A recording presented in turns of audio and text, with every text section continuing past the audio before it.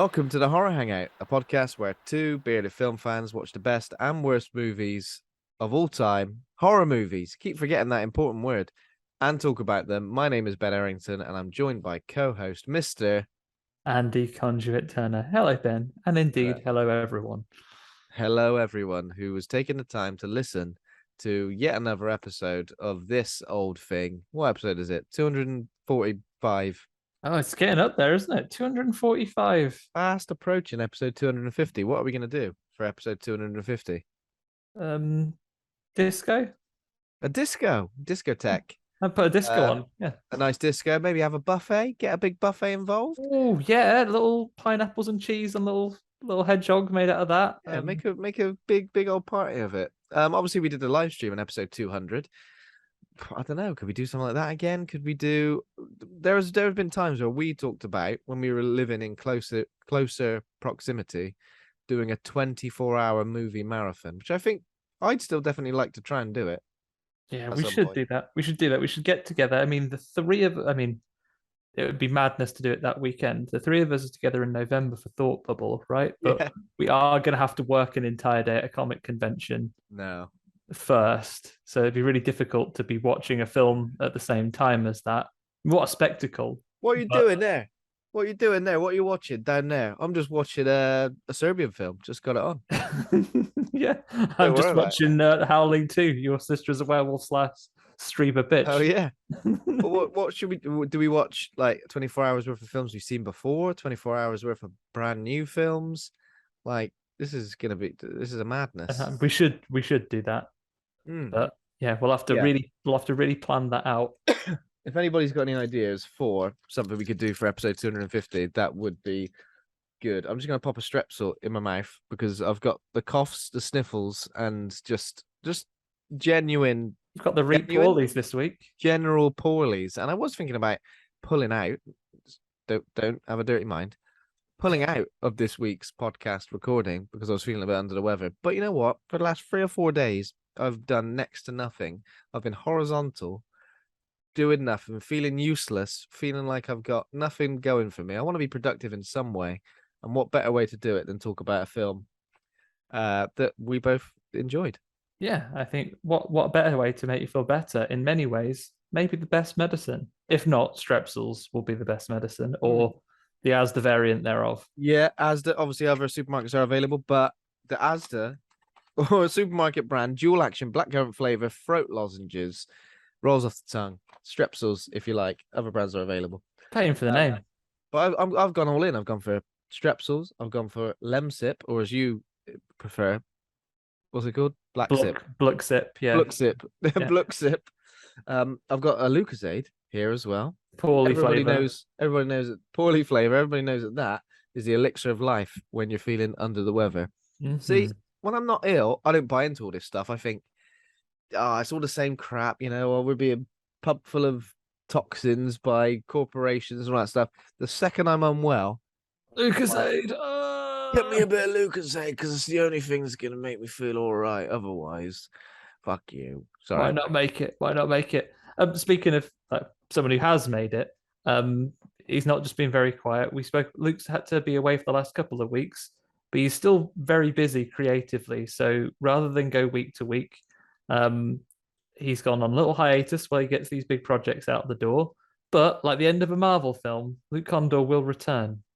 Yeah, Luke Condor will return, and he'll shout, "We were on a break!" if we replace him by anybody with anybody. He'll be fuming about it. Trying to think of a title. Luke Condor Forever is what it'll be. Oh my god, that's fantastic! Luke Condor Forever is when he'll return. You literally just come up with that, or have you been thinking about that for long and hard? Top of the dome, just now. Top of the dome, that's great stuff. Luke Condor Forever. Luke Condor Forever. Yep, he does that, and anyone could take on the mantle of Luke Condor. No, of course they can. Don't be silly. Any original recipe and best. Any original recipe, yeah. Yeah. So I think, maybe we'll get some guests in over the next few weeks. If Luke Condor is your favorite co-host, really sorry, you may have to skip ahead a few weeks. Obviously, if you listen to this the week it comes out, you can't skip ahead. You can't travel forwards in time until he's back. You know what you could do though? you, listener, if Luke Honda is your favorite, why didn't you be Luke for this episode? Just chip Say in. all the We won't be able to hear you. Obviously, that's the limit of the technology we're working with. and Right we'll now. talk over you, which would be pretty much like a normal episode anyway. Yeah, the penalties of Zoom, right? Where those small micro moments where it takes, when you hear it back afterwards, it's like, Yeah. You sounds give like me I jumped in them real quick. give me any sort of gap on Zoom, and I'm gonna fill it. All right. I can't. It I feels can't longer on stand. this side. I can't stand the dead air. Literally, just a word, any old word that come into my head, and I'll just go, "Well, bloody hell, jacket potatoes! Have you ever had one of them with butter on? Lovely." Yeah. So in summary, if Luke Honda is your favorite, that's really good. I'm glad. But you can pretend to be him for this week. Just say what you think Luke would say to us, and we won't be able to react. No. But But you'll make sure you earn a rate the service. film. Yeah, do rate the film. B minus. B minus if you could. Yeah. What's in the news this week, man? What's been going on? So, return to Crystal Lake? Question mark. Producer Roy Lee teases Friday the 13th franchise news very soon. So it's been 13 years since the last Friday the 13th movie, the remake. Which is weird when you think about it, because I said I watched that documentary, Crystal Lake Memories, and it's weird when you think that the remake is iconic Jason in a hockey mask version of Friday the 13th when he didn't actually turn up in a hockey mask until part 3. And it didn't get a sequel. I remember quite liking it. I need to watch it again. Ooh, I remember next to nothing about him. I remember not liking Nightmare on Elm Street and feeling all right about Friday the 13th remake, if I remember correctly. So Roy Lee says he was talking to Bloody Disgusting Boo Crew podcast. So he's produced things like The Ring, Poltergeist remakes, Blair Witch, and It. Obviously, newest versions of both. And he's the producer of Barbarian, the movie coming out in September, also at Fright Fest. He's indicated a return to Crystal Lake is imminent. There will be news by year's end. Interesting. Oh, interesting. And is the next Friday the 13th movie the 13th one that Jason's in, if you count Freddy versus Jason? Is that right? Interesting. Could they do anything about that? I don't know. Maybe just, who knows? I might be miscounting. It might be 12, in which case you've got some time to run up to it. But bloody loads. Yeah. And the next piece of news, where I was trying to stifle a sneeze. Keep talking about Friday the 13th for a second, Andy. I can indeed talk about Friday the 13th for a second. All of a sudden feeling immense pressure as Ben's mentioned a particular topic I need to cover. I think my favorite Friday the 13th, mocked by some, possibly is either the third one where they do some really over the top 3D stuff, or perhaps even Jason X. One day, I hope we get to cover those on the podcast. We've only done number 1 so far, Original Recipe, and he's back. Jason X would be a great film to do. Freddy versus Jason. Last time I watched it, I wasn't that into it, but yeah. Surely we have to have the Liams on again if we're doing Freddy versus Jason, I imagine. Yeah. Given their huge love for it. Good idea.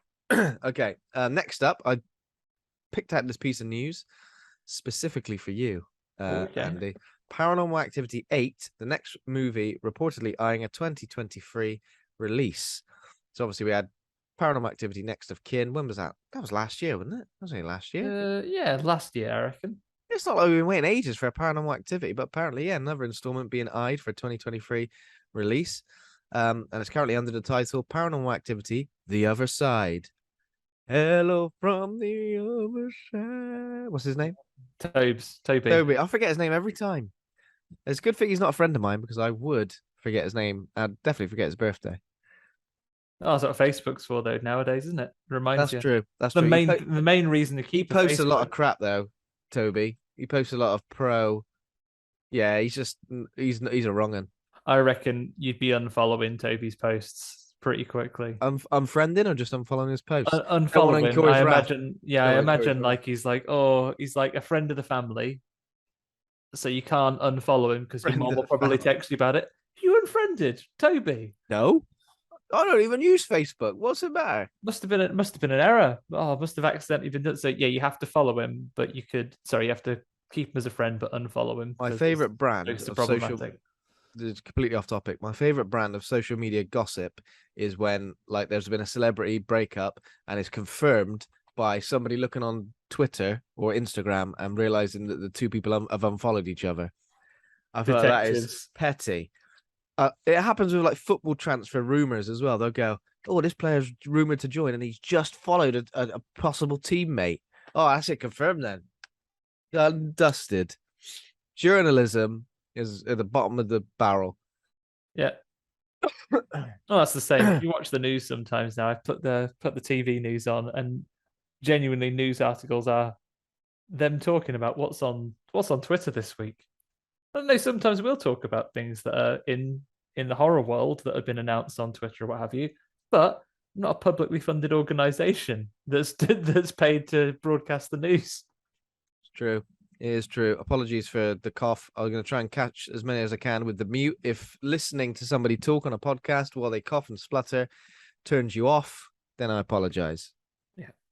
But, also have some spare thought for Ben. The show must go on. He's here poorly. You want to be just me here.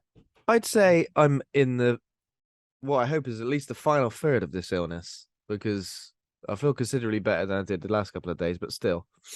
You don't realize how difficult it is until you have to talk for 2 hours straight. Oh, not straight. You're going to do some talking as well. Yeah, I'll cover some little bits. Well, we'll get us through, Ben, and also at least you haven't got to be too mean. We haven't got to talk too much about being horrible about this film because we both liked it.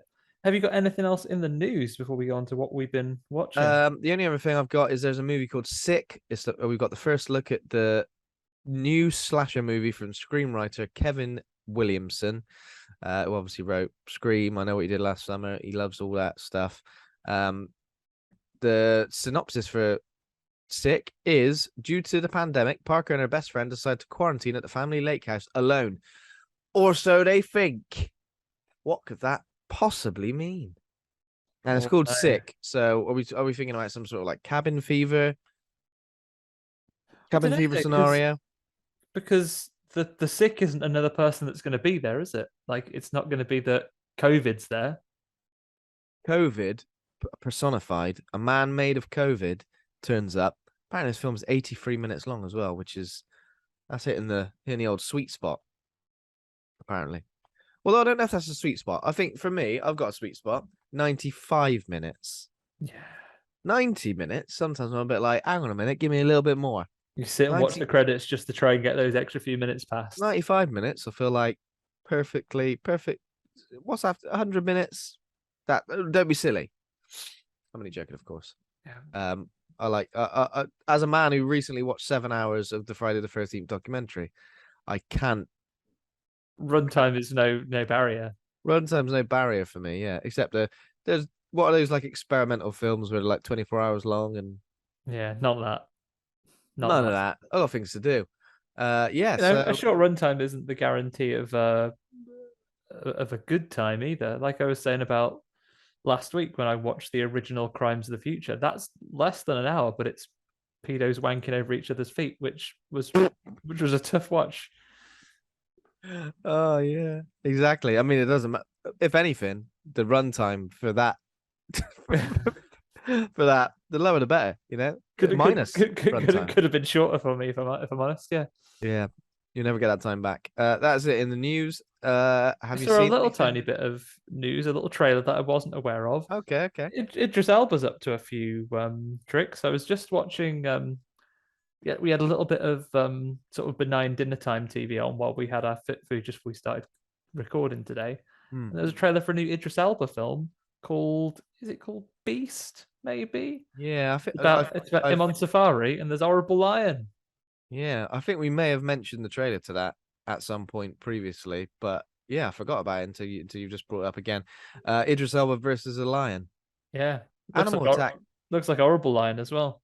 Yeah, he's got such a bad temper. Leave Idris alone. Leave Idris alone. Here we go. I found the synopsis here. It's out this month. It's out in a couple of weeks. A recently widowed man and his two teenage daughters travel to a game reserve in South Africa Nice. However, their journey of healing soon turns into a fight for survival when a bloodthirsty lion starts to stalk them. And we've got I'll put it to you, Idris Andy. Elba, Leah Jeffries, Aina Halley, and Sharlto Copley, everyone's Yeah, favorite. I saw Sharlto Copley. He's like a The safari man, game reserve dude. safariman. I'm gonna predict whatever happens with this lion, it's gonna bring the family closer together after a tragedy. Okay? I think it will. Is the Yeah. spirit of their mom going to be invoked in some way, or something she told them You going to remember help what them Mum to used to win? say? She used to say, "Get the fuck out of the way of that lion." Yeah, mom always used to say was like, lions are weak to being hit by a car or something like that. Oh Yeah. yeah. Oh yeah, they are. I've got some lion-based trivia for you later. Oh, Just good. let's try to keep on brand. Keep a pin in that. But yeah, I'll go and watch an animal attack movie. It might be bad at the cinema, but you know what? I'll Yeah, go and check that out. very nice. Have you seen anything of note this week? Not too much this week compared to last week's Bonanza. I've started horror adjacent. I've started The Sandman on Yes. Netflix. I've done just the first episode so far. I'm trying to pace it out. It's very good so far. Yeah, I've heard good things so far. I've not started it yet. Yeah, I know that The Sandman is one of those books that people hold in extremely high regard. I will probably, for too long, will surpass how far I read into Sandman. I've read the first few volumes, but I imagine it won't outlast the entire first series of the show. I'm looking forward to seeing more. It seems very well cast. It seems very well acted. It's got the feel that you get from the book, certainly from watching the first episode. I'm looking forward to seeing more of that.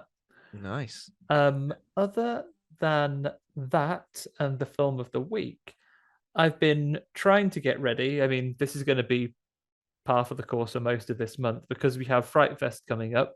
A lot of my additional watching time is going to be down to watching the films that we're covering for Fright Fest. So I won't talk about any of them until we get to it, but I will, in the interests of a little bit of a build up, talk about some of the films that I'm looking forward to seeing, either because we're lucky enough to see them in advance, thanks to all the marketing people that are getting in touch, but those that we don't see that I'll look forward to seeing when we get chance to, based on the trailers, to build up some Fright Fest hype. Then we're all going to be on brand.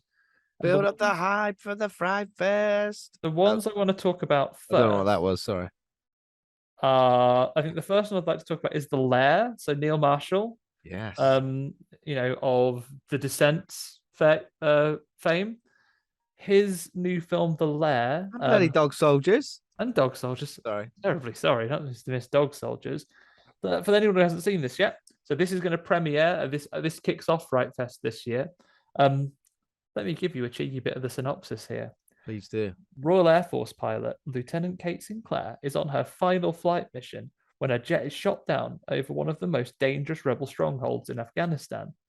She finds refuge in an abandoned underground bunker where deadly man-made creatures, half human, half alien, and hungry for human flesh are awakened. Sinclair barely escapes and unknowingly leads the creatures known as Ravagers back to a US Army base. Not Ravagers. Bloody hell. Half alien? Half aliens, yeah. So Does half human, half alien. Just makes them alien, doesn't it?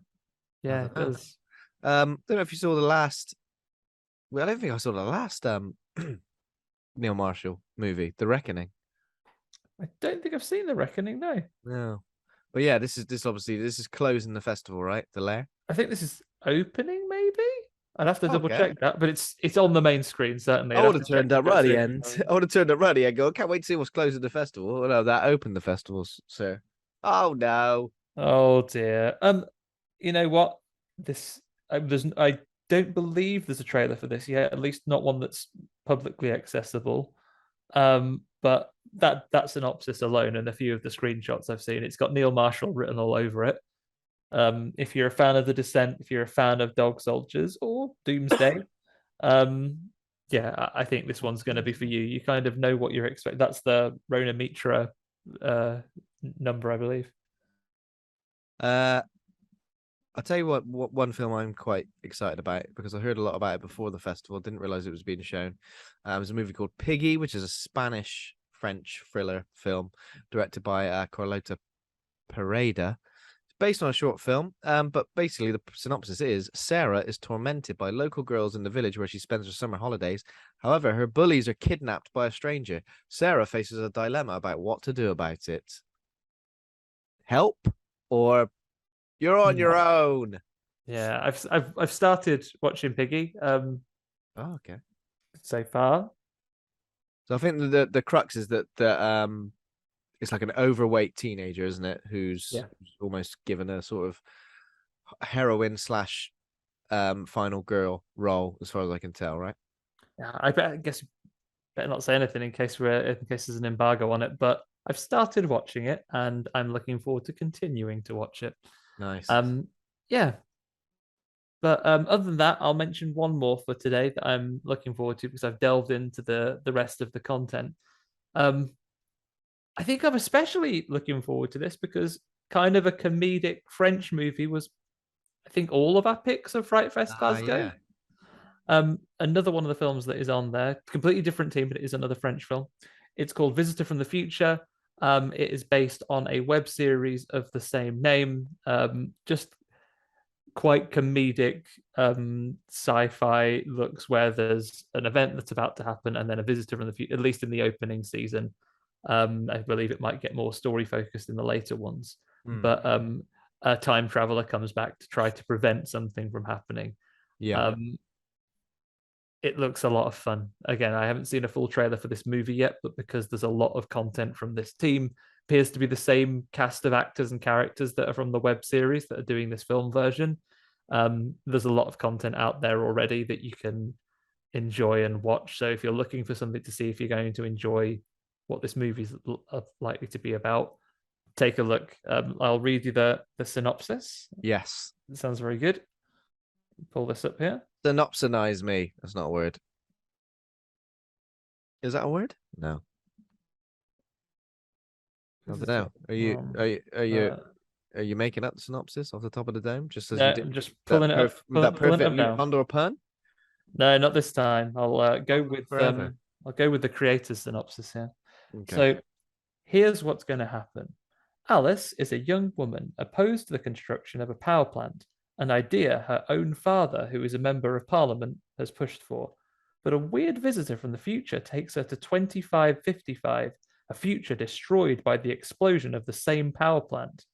According to the visitor, the premature death of her father would prevent this future from happening, but they'll have to be quick because the future police is hunting them down, so they don't alternate the timeline.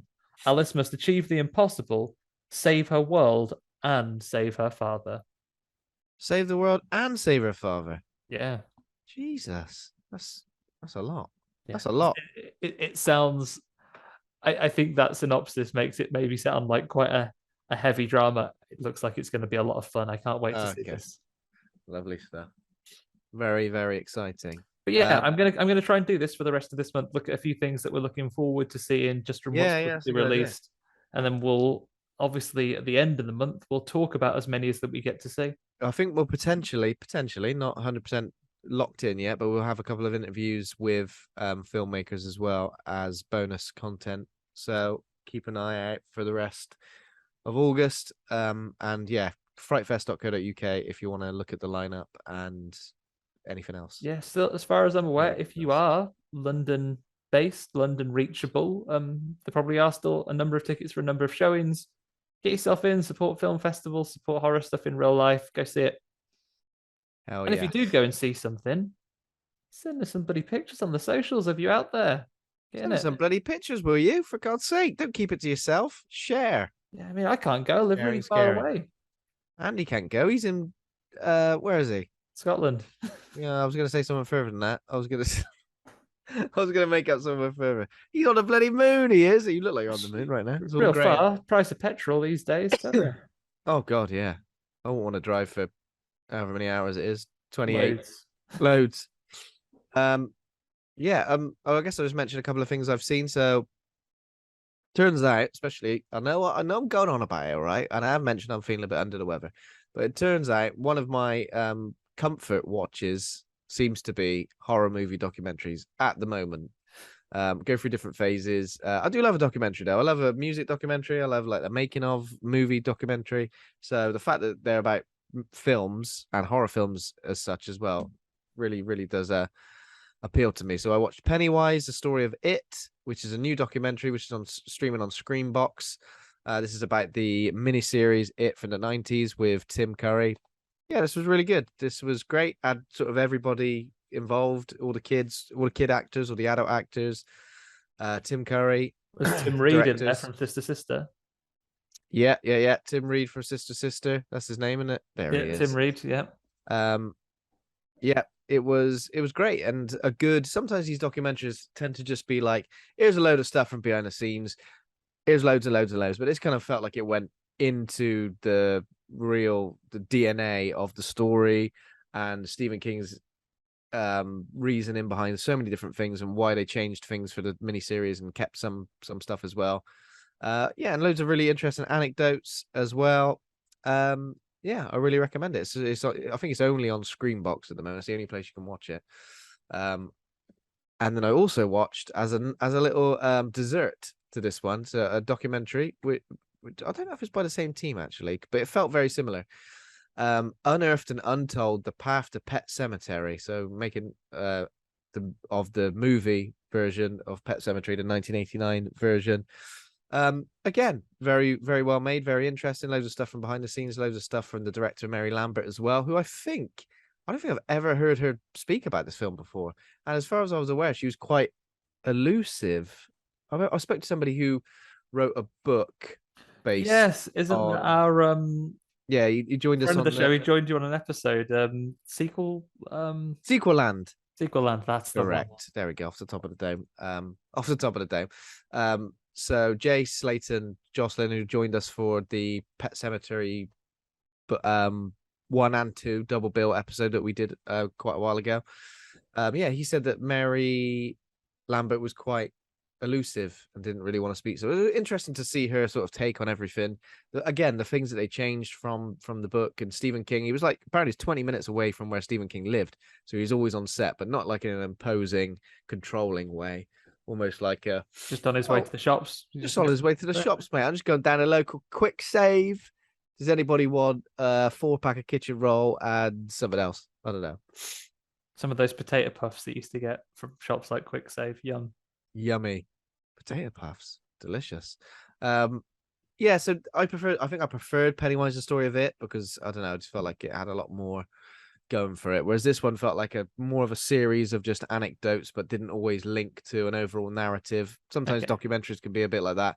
Feels more like a retrospective rather than a sort of documentary with a lot more going for it. But yeah, I think I don't know if I've had my fill yet of horror movie documentaries, but I feel like I don't know what else there is out there. I'm sure there's tell you loads. what, Ben, I know you love a documentary, and I know when it's not a horror movie one, you love one about a crime or a bit of a scandal. Yeah. We have been watching. I haven't seen it. Karen's finished it, I think, but I've seen some of it. Need to catch up and see the end. It's a documentary right now called Wild Wild Country. Okay. It is about I say cult because technically yes, but maybe not necessarily to begin with.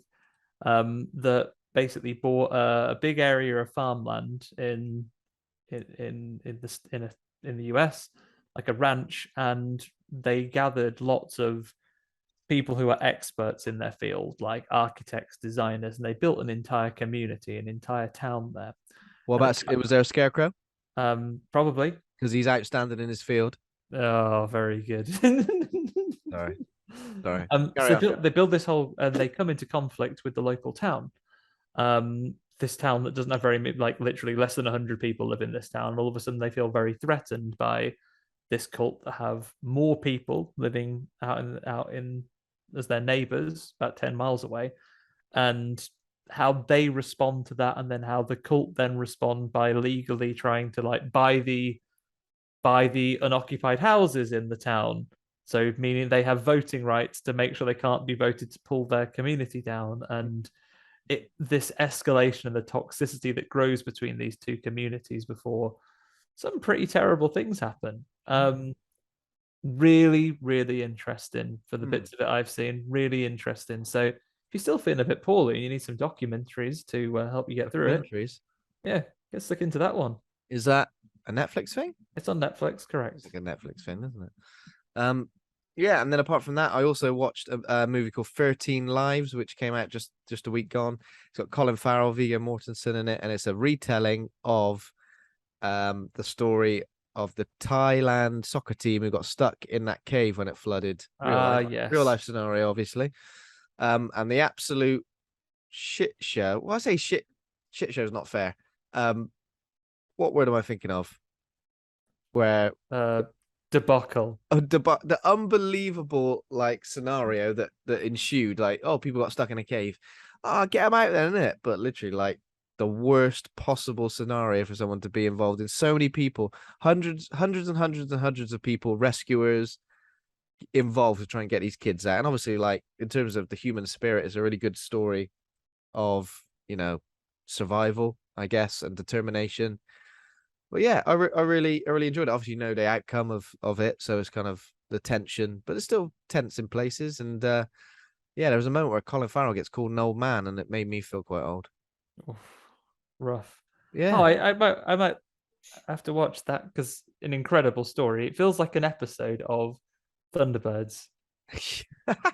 Yeah, it was directed by Ron Howard, and there is a documentary about it called The Rescue, which I never saw, but I think that only came out last year. But maybe it's worth watching that as well as a little amuse bouche. No, that's if you love a documentary, and you do, get stuck in.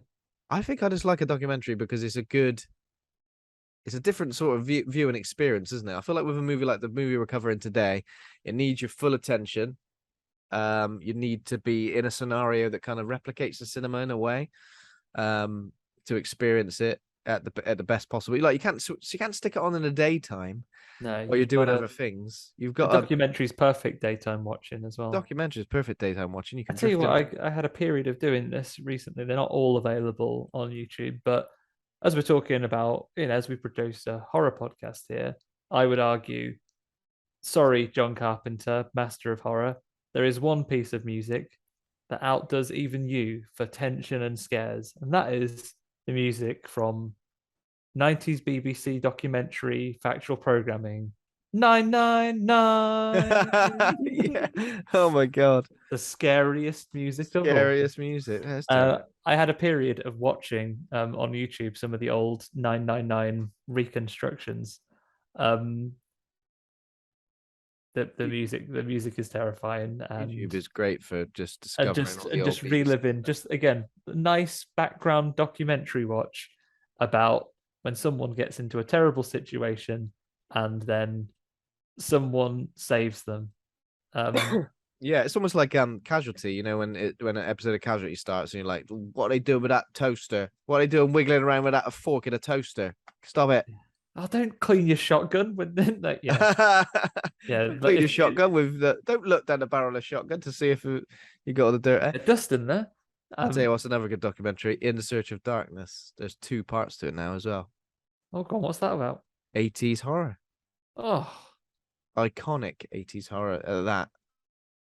I have to get on that as well. Check through those. Lots of documentaries, but you were mentioning, we almost had a lovely segue then before I spoiled it with 999. But speaking of a film that it would have been very good to watch at the cinema, we both watched this week? What? We watched a new release on Disney Plus, at very least in this country. Star in Australia. Not sure what it's on in the US. I assume also Disney Plus.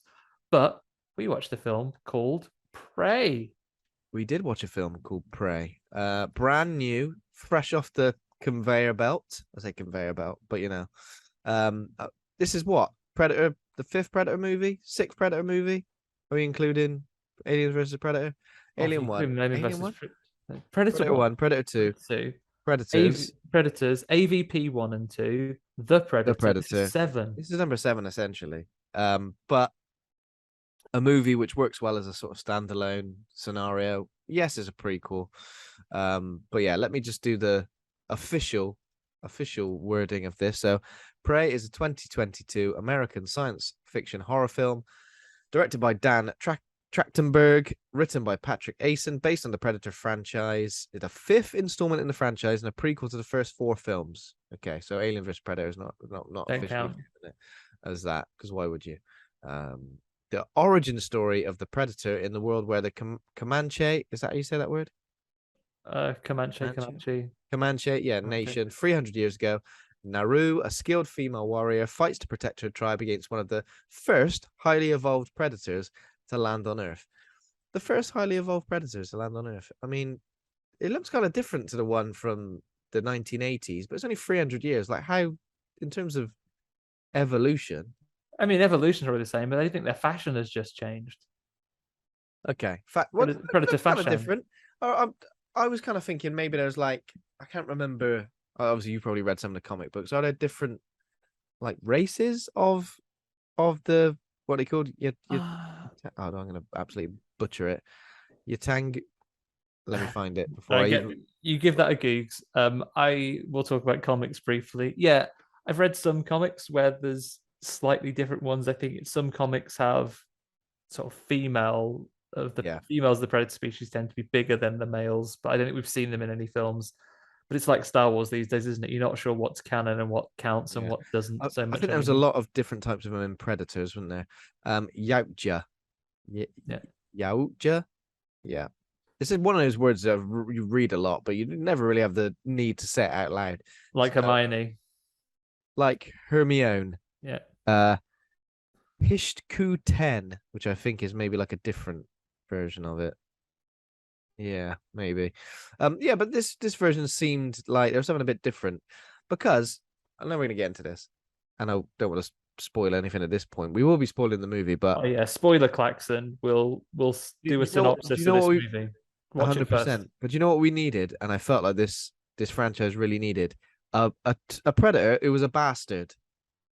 It needed that. A predator who was a bastard. None of this, oh, we both killed the same thing. Are we mates now? Yes. None of that. Not interested in that. Don't want that. Don't want Danny Glover being given an old gun at the end of Predator 2. I mean, that's kind of cool. I guess the Predator in Predator 2 was a bastard. It was the elders that gave Danny Glover the gun. Oh, no, of course, yeah. So the Predator in Predator 2 is a bastard. The Predator in Predator 1 is a bastard. But yeah, Alien versus Predator stuff. Obviously, it needs to make the Xenomorphs the villain, essentially, because in all these versus films, one of them is essentially the bad humans have got to kind of win at the end. But yeah, Predators are kind of the not as bad baddie in that. Whoever wins, we lose, said anyone who'd ever seen Aliens versus Predator as a film fan. So this has been in the works for a while. We've mentioned it quite a lot on the show. Anytime there's been news, probably as far back as when this film was announced, we probably talked about it on Horror News. And so far, it seems to be getting a hell of a lot of positive reviews. Although I have seen a handful of people saying, "Well, that was naff. I didn't get on with that at all." All that stuff. Yeah. Entitled to opinions, I guess. Has enough time passed to have many? What's a critical consensus yet? Good question. Thanks for guiding me so well. So it's a 7.3 on IMDb, a 3.7 on Letterboxd, 92% critic score on Rotten Tomatoes. Don't want to know I said it like that. Rotten Tomatoes. It's Lucy and an official. 81 and an 81% audience score, so it's pretty high. Choice reviews from Letterboxd. Adam AB says Dan Trachtenberg has impressively resurrected the putrid corpse of the Predator franchise. Putrid. Tyler, that's 4 stars. Adam AB gave it. Tyler, just Tyler, one name, like Madonna. Ronaldo. Nice. Madonna, 3.5 stars. I love the fact that it took the Predators almost 300 years to recover from this ass whooping. Again, spoiler, but still pretty funny. And then Fran Hopefner, 3.5 stars. Something so flirty about the Predator growl. You do it in an Austin Powers way, baby. Baby. Oh, do I make you horny, baby? I'm invisible and everything. Well, yes. And Matt Singer says, if it bleeds, we can prequel it. 3.5 stars. Now, there were a couple of those little moments, weren't there, where it's like, that's the line from The Thing.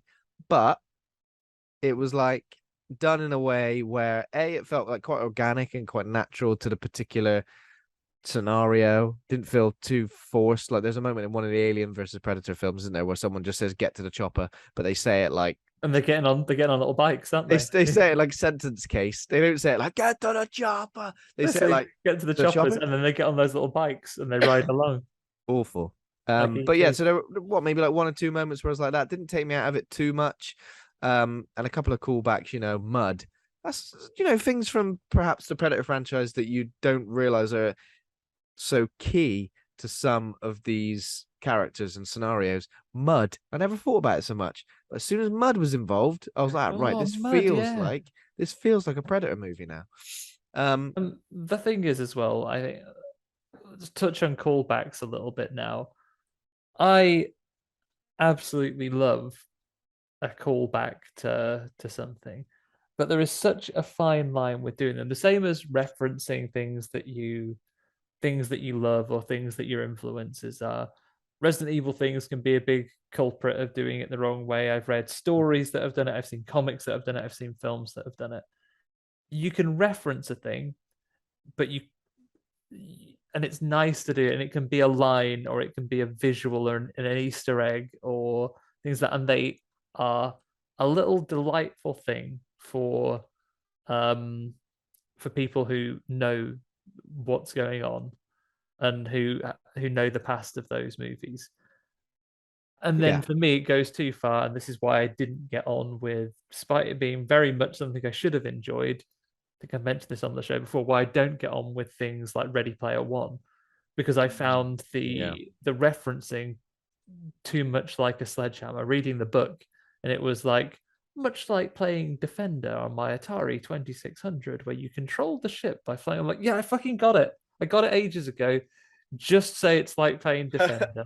just say it's just like playing this game. Oh yeah, yeah. Because either people who do get it have already got it, and people who aren't going to get it don't fucking care. So just get on and do it. And I Get think on with with this bloody some, book, will you? you could criticize even the subtle nods you get here. Like we get a "if it bleeds, we can kill it" bit of writing, Mm. which you could say is on the nose. But I think you also have to recognize that the original film that this is based on is what, 35 years old.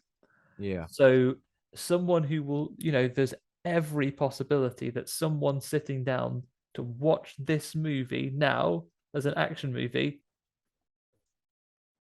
make sure you're sitting down before I say this to some people, but they may not have seen your beloved 35-year-old movie. If they have seen it, they probably don't know it to quote every word of it. So Yeah. for some people, those are subtle nods or just little bits of linked DNA that Mm. don't that will just wash over other people's backs like they didn't even happen. Yeah. And I mean, the fact that it's on Disney Plus in the UK shows that like it's gonna have a massive audience and also, yeah, probably gonna get an audience from people who wouldn't necessarily think of Predator as like one of their favorite films or maybe even a film that they've seen. So it's gonna get a different sort of audience as well. But I think it achieves exactly what it set out to do. There's when I read the synopsis, when I read everything about this movie, when I watched the trailer, I only watched one trailer. There were dozens of TV Little spots and spots, stuff after yeah. that, but I didn't watch any of them. But I think it does exactly what it set out to do, okay? Which is create this sort of prequel environment 300 years in the past, which I think is a great time to set it because they could have easily gone 10 years before the original Predator. This is what happened in the same rainforest, Mm-hmm. No, it's kind of like the fact that we get this because in terms of a culture as well, um, it's got so much going for it. I think I read somewhere that in terms of the Comanche language, it's the first like dubbed Comanche language in movies. I'm really sorry if I'm saying that incorrectly. Um, in movie history, apparently, like in Yeah, I terms mean, of what a great way to approach filmmaking. Because I will tell you, I watched it in. My intention was that I was going to press play and watch it in the language that it defaulted to. It defaulted to, you get some Comanche at the beginning, and then it does revert to English for people like you and I that don't speak Comanche. If the platform had played it in Comanche, I was quite happy to sit there and read subtitles because I think it's a fabulous thing that they have done to put that care into the making of the film. And things have also gone. I saw things have also gone full circle as well. I saw someone had commented on Prey that the actor who plays the lead role, so Amber Midthunder. Amber Midthunder, her father is the voice of Nightwolf in the new Mortal Kombat games, and has fought the Predator when he was a guest character in Mortal Kombat 10. Oh my god, that's cool. That's very cool. Amber Midthunder, apparently she's a member of the Fort Peck Sioux tribe, which is a sort of, how do you describe it? It's a Fort Peck Indian reservation. It's like it's a First Nations. Yeah. So the fact is, look, they've not whitewashed this scenario. They've not gone, hey, let's get Scarlett Johansson in and play the main role of this Comanche warrior woman.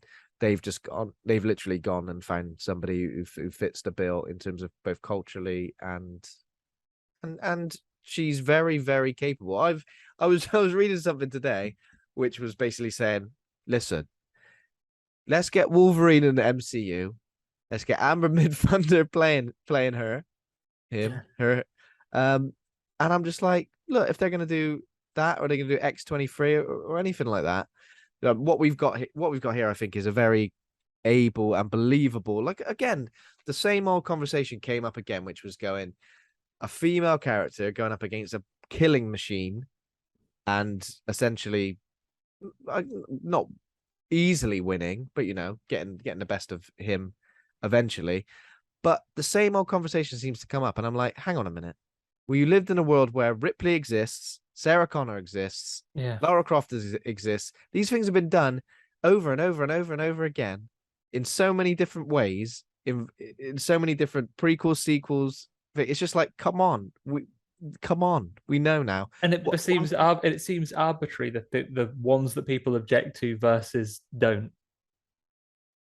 That's true, and it seems like, people of color who are portrayed in a way like this, people again, it is a minority of people who do have a problem. But when a film like this comes out, which is so well made, and so satisfying, I guess, and as I mentioned at the top of just now, as I mentioned, does exactly what it set out to do, for there still to be these conversations being had, it is kind of frustrating. But hopefully that just adds to the star power of Amber Midthunder going forwards, and everybody involved as well. Because what I quite liked as well was that the rest of the Comanche warriors and the Comanche people weren't treated as just like fodder for this predator to just off.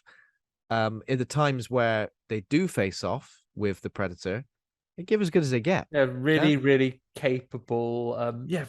There's some fantastic action scenes in this. Yeah, in this movie, some really interesting stuff to go through.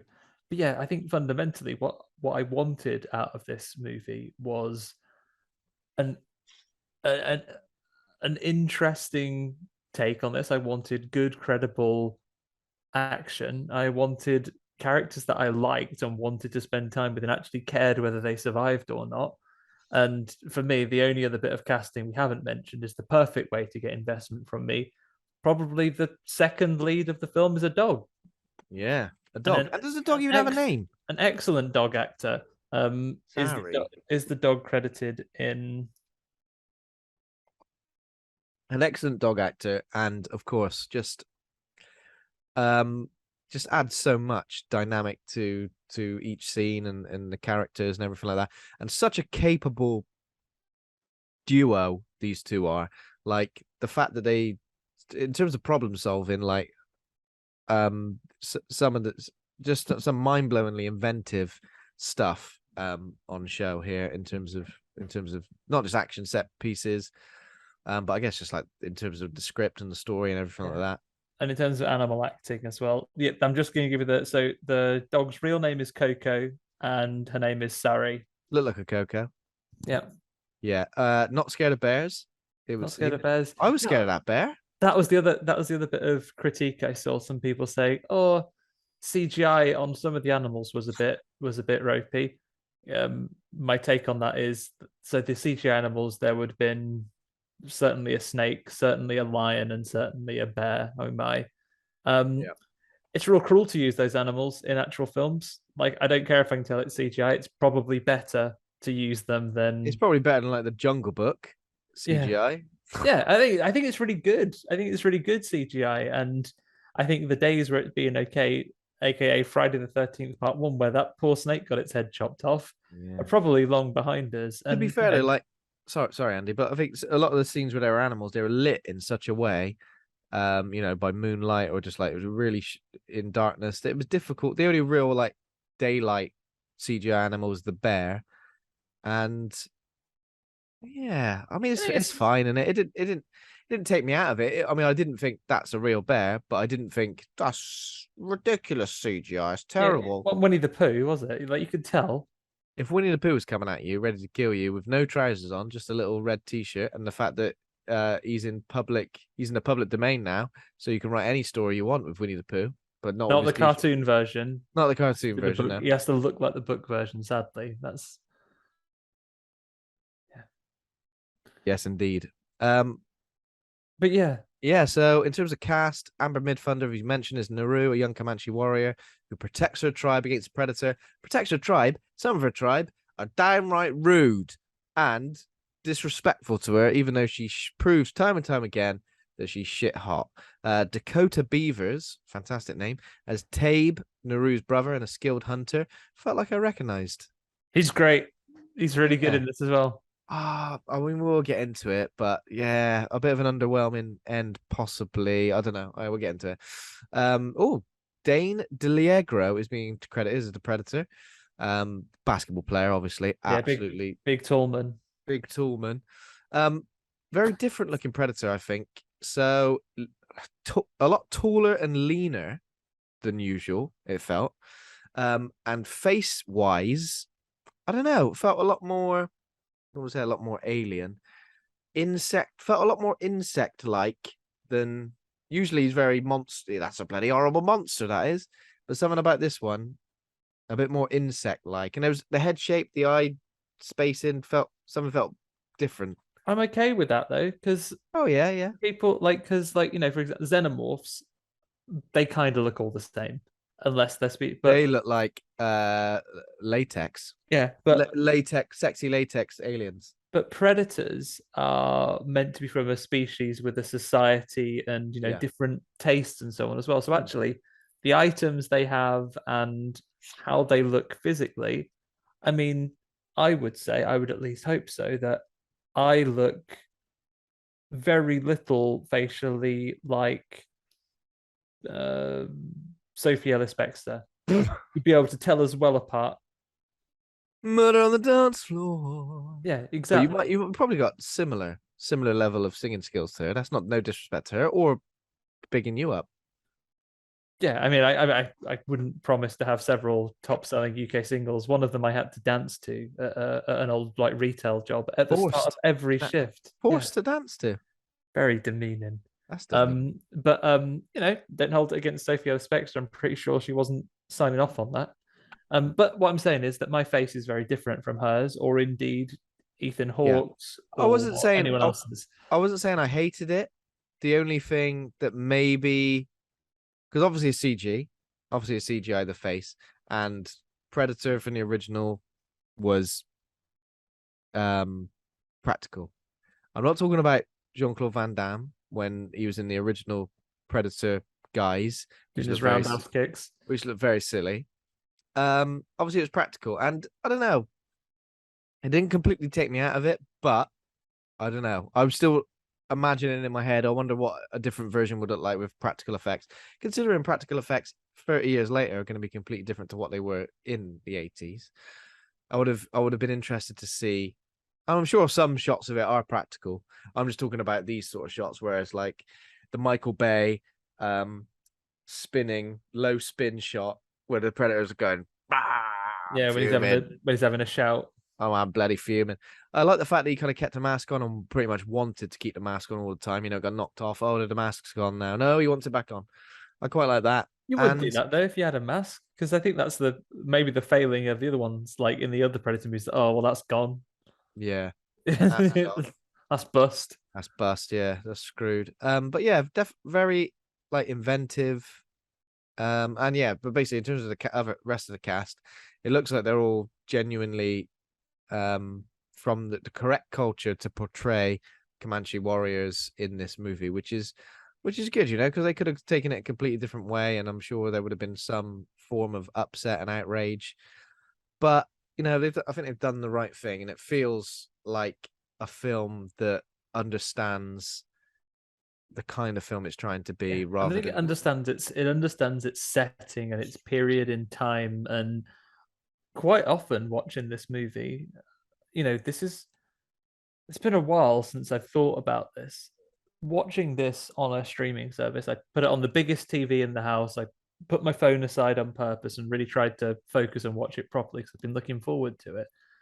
Um, and I did find myself going, "Oh, this is one that I'd like to have seen at the cinema." yeah. Especially versus some of the ones that we have seen at the cinema recently, where I've come away and even if I've enjoyed them, going, "Oh, I'd have watched that at home." Yeah. I know what you mean. This felt like it was made for the big screen. And in a way, it reminded me of like The Revenant. So The Revenant I saw on the big screen and I sat in the front row and the cinema was absolutely rammed. But I remember in terms of the experience of watching it with people where everyone was so tense. The bear attack scene was like everyone it was a really cinematic, and it was perfect for the big screen. And I just felt like there were several moments like that in this film where I was like, yeah, I know I'm at home, and you know, TV's all right in terms of the size, but I'm still kind of missing the sort of sound system and the real. It And would you have been know, a good you put your film. phone to the side, but there's still that temptation occasionally when you see an actor you think you recognize, and you think maybe I'll just bring up IMDb for a second just to have a look, just to confirm who that person is. But then I'll go back to enjoying this film. It does take you out of it, and that's, you know, that's my own fault. It would have been a good one to see at the cinema. I would hope that I saw someone tweet about this the other day. In a world where Morbius got 2 runs at the cinema, being on the cinema, we might get at least 1 run of this. If this gets a cinema run, I will go and see it again at a cinema. Yeah. So I think as I mentioned, I watched it quite late, and then I just went. Even though my first watch, I was completely into it and really enjoyed it. I did go and watch the final like 45 minutes again, just because I wanted to really take in those action scenes and work out, you know, the sort of nitty gritty, the little small details of things. And I did notice a couple of extra bits which are cool. So in terms of plot, it starts in 1719 in the Great Plains. And we're introduced to a few characters. So Naru, a young Comanche warrior, trained as a healer. She loves medicine, right? She's got all these little plants and stuff that she likes making little medicines of. Green herb and red herb combo before her time in terms of healing. But even though she's a healer, I think she dreams really of becoming a great hunter like her brother, I'm gonna say Taibe. And yeah, and her and her dog, they're best buds. They're loving life. They're going about. Seems like what a time to be alive. I mean, I know you get up in the morning. I thought of this as this movie went on. First, I looked at she gets booted awake every morning, doesn't she? Yeah, someone boots her awake every morning. And again, it's like the burning the week. I think anyone sleeps that soundly when you're outside. Constantly on edge. Up with the What's going to eat birds. me? But like she gets kicked awake in the morning and goes out to do, you know, the work of the day. I had a little pause as I was watching. One, just the panoramics of this movie, just the settings and what the Great Plains look like. I paused, and obviously they must have filmed this in a real place, but I just paused and thought, bloody hell, America was lovely, wasn't it? Like before we spoiled it by putting stuff all over it, wasn't it nice? There was loads of good. There was like an amazing, unspoiled bit of country. And then look at those people living in a cost of living crisis right now. And I think these guys are just out there. They're just doing their bit every day. You go and dig up some sweet potatoes that she was doing. Then you go and do some hunting. Potatoes. It's lovely if you don't know any different. They ain't stressed about that stuff. No.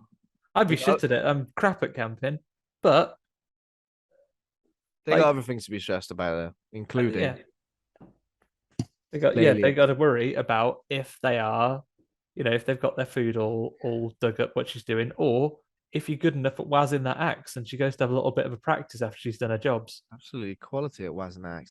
What I kind of like in this as well is that even though you've got the predator as the main threat, there's a lot of discussion about other threats like other animals, but also other humans as well, sort of moving into their area. It's a proper like food chain movie. Like I think the balance of who is prey and who is predator switches so many times, and you see that prey predator dynamic played out a dozen times in a dozen different ways in this film. The predator in this is basically David Attenborough going about looking at all the different animals, ripping their heads off. Not that David Attenborough does that, but just working out how the world works. What are the predators? What's the predator? What's the prey? What are these animals about? What makes them tick? He's probably just doing. He's probably reporting back up to his big predator spaceship. Like, now you see here as I walk into the jungle, and I tear this fucking snake's head off tonight. And it like, but don't do that. Too late. No, you've ruined it. You're not. Obviously, this is before David Attenborough in the history of the Earth would be born and teach documentary filmmakers about not tearing the heads off. 1719. I mean, he wouldn't be. He was born not long after that. Oh, he's pretty old. He is pretty old, yeah. But yeah, so that's obviously good. But also, what else are you gonna say there? I've kind of lost. Oh yeah, the other thing is another good thing that I kind of wanted from a Predator movie was the Predator to be invisible most of the time, pretty much at all time. If you got the Predator stealth camouflage available to you, please use it. If it was wasteful to not use it on an alien planet, you don't know what's knocking about. A bear, a snake, a Comanche warrior woman who's going to kill you. And as I mentioned it before as well, a predator who is a bastard. So I don't know. Obviously, a predator's got like a code, like a code of ethics, in terms of doesn't just go around mindlessly killing things. It only kills things that he perceives as a threat. It likes hunting and tracking, but it doesn't like just murdering unnecessarily people who are, I guess, innocent in a way. I don't know, who aren't a threat, or it's not. Yeah, it's not sporting, I guess. I like that. Get them. But let me put this to you: imagine a predator, a rogue predator, gone apeshit. He's gone down onto planet Earth, and even though the elders have told him, "Listen, here's our code of ethics," he's gone, "Shut up," and he's gone around mugging people off left, right, and center, murdering people. Just imagine it, terrifying. Then would he get loads of other predators come and like arrest him, put him into predator jail? Yeah, possibly. If you want to play that game, off as a tangent, but this is a proper like Dark Horse Comics presents moment. But I'd go and see. I'd go and see Vincent Diesel in Riddick versus Predator. Oh, okay. Imagine them hunting him. What a time. Is there a comic of that or not? No, there should be. Oh, for example, there was. Okay. Yeah. So it's a good predator who provides a good threat. And pretty scary. That's what the way he's supposed to be as well. It just struck me that this technology isn't invented until the 1987 original. He does a lot of the predator tricks. We're going to see a lot of the predator tools of the trade that they have. There's a couple of new ones. A couple of them have been retired since then. Yeah. But he doesn't use a voice recorder. No, got no time for that. He's still got he's still got funny countdown bomb. Yeah, he's got like a shield this time, like a sort of metal shield. Yeah, he's got a metal shield. He's got his cannon seems to have come along. It's not just like a big blue orb like it is in the modern films. It's kind of like physical bullets, like little spikes. Yeah, like a little bolt gun, something like that. And they fire like homing spikes. That's pretty good. we'll cover all these gadgets as they come up.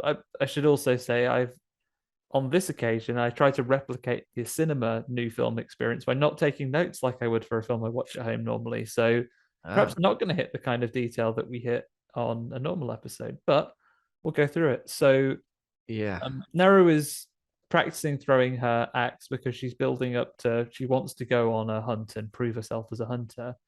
We then see her with oh no, sorry, she sees a deer, and her and a dog are a good team that they can partner. The dog is good at driving the deer onwards, so she can try and line up a shot at it. But then yeah. the dog gets caught in a trap that's been placed. Thankfully, it's fine. It's the dog's tail. Is he calling a trap? Yeah, can't You get can out. walk out. But it's not because he loves her too much. It's because of the trap. The dog's been snipped in a trap by the tail, so thankfully not too injured. She gets the dog out, heals the wounds with some of her medicinal herbs. Yep, Resident Evil herbs. Yeah, put some green herb on it, and the dog is better after it falls into one of If you Chekhov's you, traps. you remember what makes the deer alert to their presence as well? Oh no, what is it? I don't It's remember.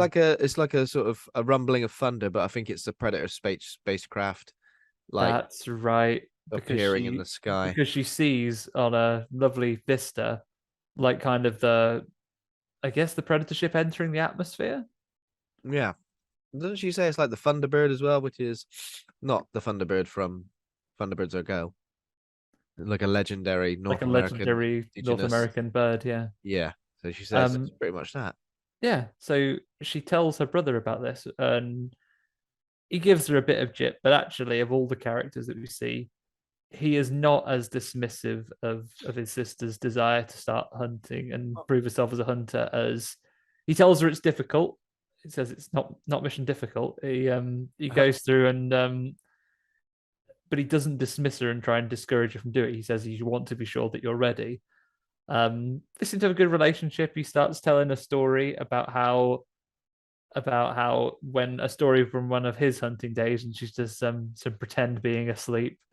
But he Hmm. proves he is really good because in all this time she was lining up her shot to shoot a bird out of the air. He kind of just like whizzes an arrow off and gets it. And But again, he goes, I was astounded. I waiting was for it like, to circle back. oh, that's miles in the air. That wasn't. You got it. Amazing. Cheating, isn't it? Yeah, she does give him some jip and say, "Yeah, I was waiting for it to come back. Now you've got to go and swim and get it." Yeah. So then there's like a part of this was a bit I was a bit unsure about this because we're understood that there's a cougar attacks one of the tribe's hunters and then they all go off to kind of like try and find the Yeah, person he's and the missing cougar. in the woods. It's But I like feel like you don't really see this sort of come to pass. It's almost like it's just, oh, this happened, now we're gonna go and do it. It's almost like needed a moment to sort of establish that. yeah, I guess it kind of it's like the moment where like it's an interruption because there's a quiet moment where Naru is with I assume it's her mom, right? Or not just like an elder that is the healer. Yeah. Um she is teaching her about medicinal herbs and says, "Oh, you need to get some more of this particular herb." And she's out gathering it The when blue one's for poison. yeah, blue is poison, green is for healing, and then the red, or in this case, the orange.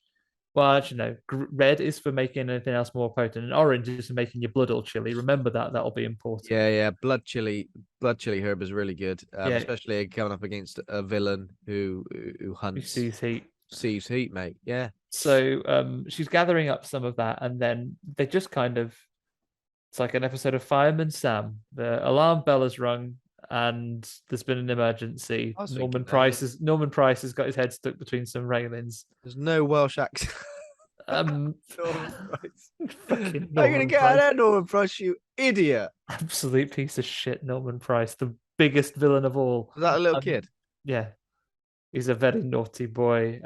He has got so someone has not come back from the hunt effectively. Someone is out missing, so they're going out to search because they think they think another predator is around. Again, the society is very different. You have to worry about what animals are about. So they go along. Naru's brother, like some of the other hunters, like, oh, you have no place here. You don't need to come. You're not a good hunter. Um, Naru's brother speaks up on her behalf and says, actually, yes, because she's a really good tracker Yeah. and she also knows medicine. And if the person is injured, we'll need her to give him Her said medicine. stats are right up. There's a really good shot. I can't remember if it's here or maybe when she goes back out again a little bit later. There's a really good shot from above where she's walking out to the hunt essentially, and as she's passing all the women of the tribe who are all walking in a completely opposite direction for her. And I thought that was a really good representation of like her role in the tribe. The fact that she's going against the grain, like so I think someone said something to her like oh, you can't come on this hunt because what, just in case we need a bit of dinner. Yes, I think that's what happens now. But later it's when she does the walking against Yeah, it was the just a really tide good. almost. It was just a really good visual sort of representation, like a really good piece of visual storytelling without needing to expressively say this is what this character's doing or this is what this character's thinking. I thought it was really good, and I appreciate that. Yeah. Yeah, it was good. It's nice visual ways of giving those messages. But for now, they're out looking, they're doing some tracking, and they pretty quickly they find the injured like hunter. Mm. And he's been got by a lion, the cougar, and she gives him some medicine. And again, this film was putting me in constant awe of people who have outdoor skills. Because straight away, as soon as they find it, the rest of the party just go to it. Right, we'll make a stretcher, shall we? Just out of stuff in the Yeah, jungle. that's pretty mad. Although in the burning they did pretty well. They made Yeah, like what did they make? They made something. Did they make a stretcher? yeah. They made rafts. Oh yeah, they made a good old raft, didn't I they? tell Yeah. you what, those kids had all afternoon to build those rafts. Yeah, they did it. These huntsmen, they just have 20 minutes 20 build it out minutes, got of. to get him out of there. Yeah, and then she so Naru, she gives him the medicine, slows I guess it like slows your heart rate down, doesn't it? Makes your blood cool in some way. Yeah, just it cools And cools your blood, and then as they're walking him back, um, they basically go, oh, he wants his bloody covers on. He's really chilly. Oh, put us the covers on, put us and the he go, covers on, I'm absolutely frizzing. and then someone goes to put the covers on. She goes, no, don't put the covers on him.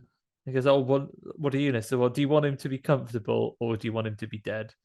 No, sorry, that would be both. Do you want him to be comfortable or do you want him to be alive? He said, Yeah. oh, alive, please. He said, oh, well, Alive, leave him please, with the yeah. covers off then, because There's a lot of this sort of like in terms of the masculinity of this tribe, it's still represented in a way where obviously gender roles, but obviously traditionalism as well, still guides a lot. Even like 300 years ago, is still very key to the way the hierarchy of this tribe works. So the fact that there's this woman who they obviously a lot of times see her as not a hunter and just someone who is a homemaker or something like that, or somebody stays back at the camp and just prepares meals or looks after the huntsman in that way. They don't even believe like anything she got to say, even though she's like, right, I'm good with medicine and I could do this and this and this. And they go like, nah. Even when she says, I've seen this, they just go, your head's full of fairy tales, yeah, mad, isn't it? which is annoying. I But yeah. mean, yeah, but she's really good in this at like standing her ground, like with that example with the covers. And I think earlier on, Yeah. we've kind of seen a little bit of a circle of life demonstration here in which we see a little bunny rabbit. Yep. And then what gets does it just go bunny rabbit snake predator, or is it there is a third thing in that mix set Oh there? God. I think it's just those three, yeah. It's like the old lady that swallowed a fly. Yeah. All right. Bunny rabbit got eaten by a snake. Snake got killed by the predator. And then now. Or maybe there's like a little bug. Or, I don't know what it is, but like there's basically something. There's And the bunny, definitely a bit where there's like a bug that lands on the predators. yeah, the little ant. That's it. So the little ant crawls over the predator, and it's invisible, but it just crawls over his foot. And then effectively the snake does notice the predator and goes to take a little, it rattles its rattle at him, but he grabs it. That's enough of a threat for the predator to go, right, you're a valid target. Grab the, it's not the bunny rabbit yet, I realize now, because the bunny rabbit's later. So it's bug, rat. Rat gets got by the snake bites the predator. Predator snaps the snake's head off. Yeah. The predator snaps the snake's head off, skins it. Yeah. Yeah. And then not long after that is when They obviously they're passing through. They come across it. Come And across it, yeah. Naru, being a good tracker, finds the bits of snake, and also sees the footprints, which the closest thing they can equate it to that is a creature they know, because he ain't seen predators before. I haven't got their footprints in there, like little book of footprints. No. So they say, oh, Bigfoot. Could be a bear. Could be a bear. Why is it still on its hind legs? She says that would be madness. Yeah, bears don't do that. Bears don't do that. Unless it's Winnie the Pooh. Maybe it's a Sasquatch. Yeah, ain't got no Sasquatches in their books either. So her brother has separated away to go and hunt for this lion that's attacked the other member of the tribe. So she points out, right, I've got to go, and we've got to warn about this. So her and one of the others go to find the brother, while the others bring the injured party home. Yeah, and then we get they find the brother pretty quickly, and then they're going to join them for a hunt for this lion. And he gives us some advice about how when you're faced with a lion, you have to really stand your ground with it, and you've got to make your move. You've got to stand there as far as you go, no further. Yeah, no further. This is as far as you go. Yeah, you mug. Yeah, and I guess this is not necessarily about hunting the lion for food, and this is how you prove yourself as a hunter. They mentioned in this other conversation that you have to be prepared to hunt something which is also going to hunt you. So if she finds hunting this lion as a this could be her test to prove herself as the hunter, right? Yeah. And the brother goes off one way to investigate. Naru and the other character stay behind, and Bloody Lion gets the drop on him, really. Yeah, don't ever take a lion for granted, because he'll get the drop on you, sneak right up. Yeah, he pretty much, the lion takes away the other guy. Slurps one guy out the tree. Slurps one guy out the tree. I think it's Parquet. Slurps him out the tree. He was talking shite anyway, so he kind of deserves it. Slurps him out the tree and kills it. And then Naru gets she's up in the tree. It's pretty scary stuff, but she falls out the tree, tumbles out, right, smashes her crust.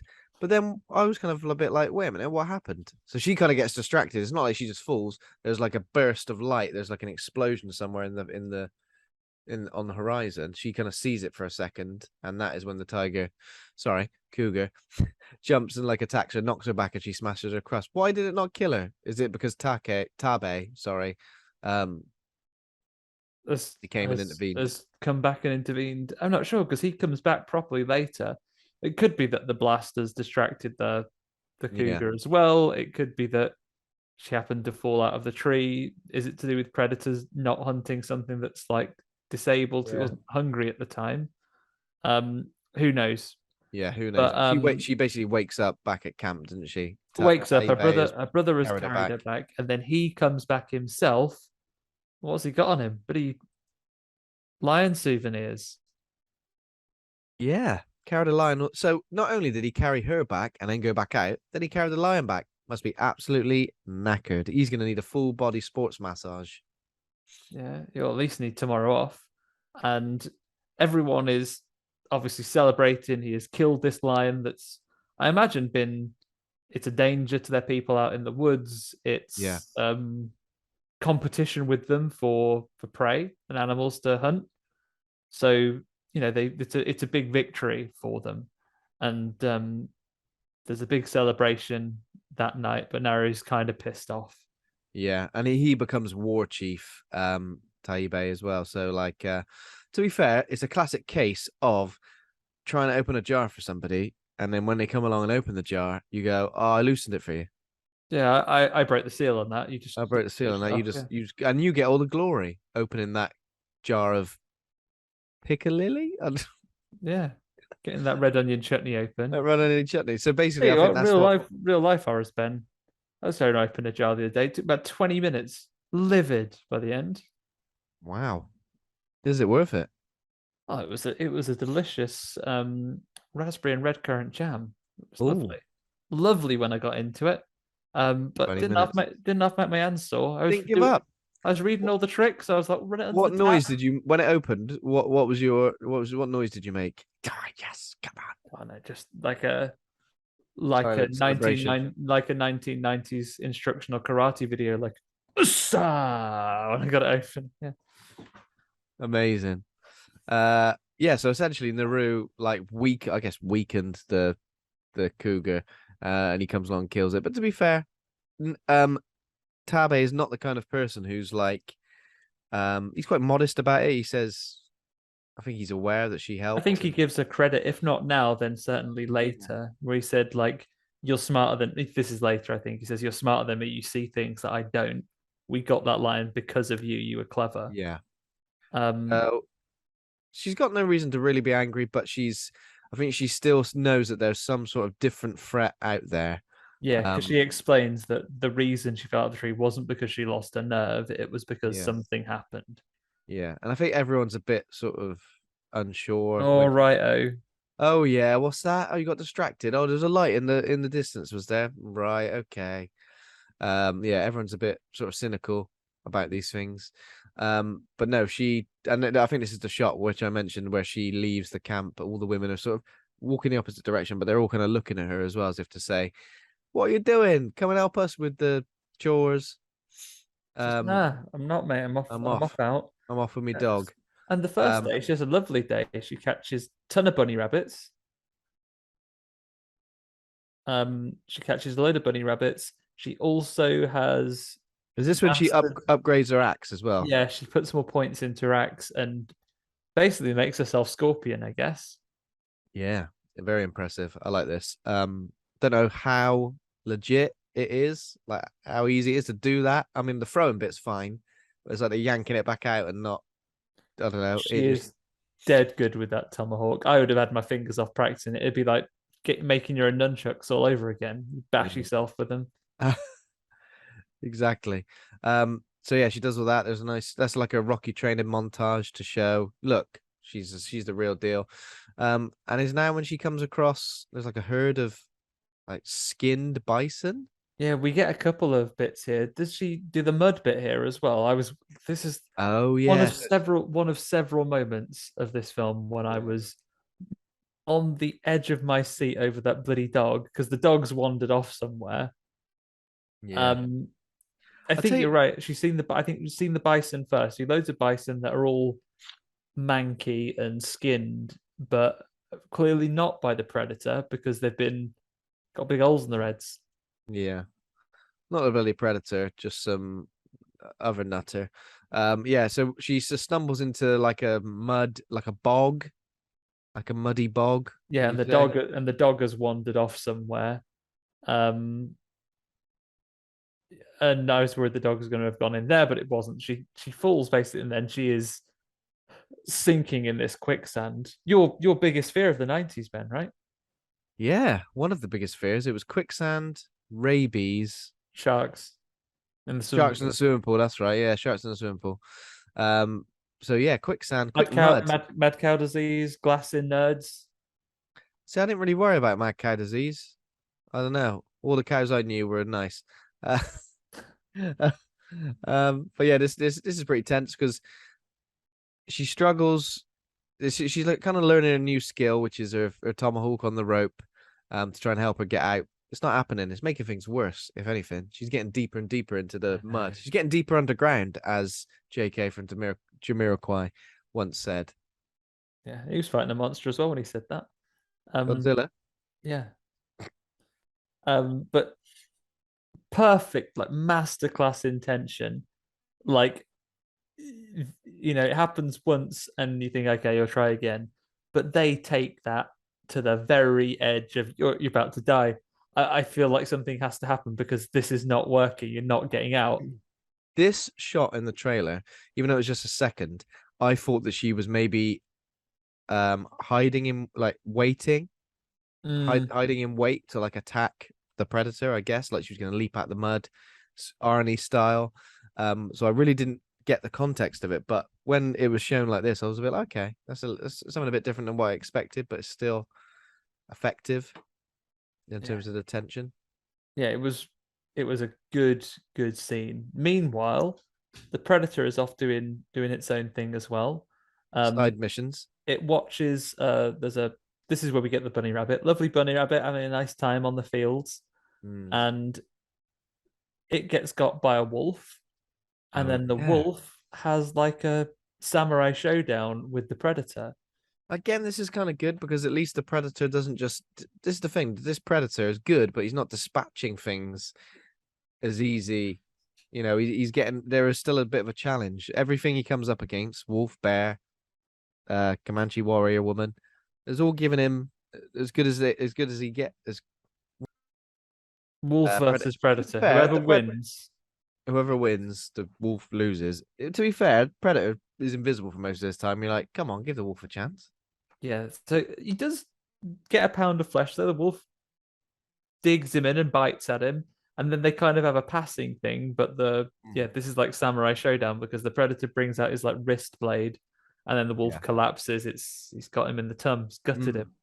And then we see a nice shot of the matter. So he's got like some matter dissolving thing going on, but rather than dissolving everything, it just gets rid of the skin, cleans it out to get some of the skull. It's like a less potent version of the Sillet Bang that the Predator from Alien vs Predator 2: Requiem has. Yeah. He just uses it to clean off. He uses it to clean off the skull, and he puts it on his belt like a little souvenir already.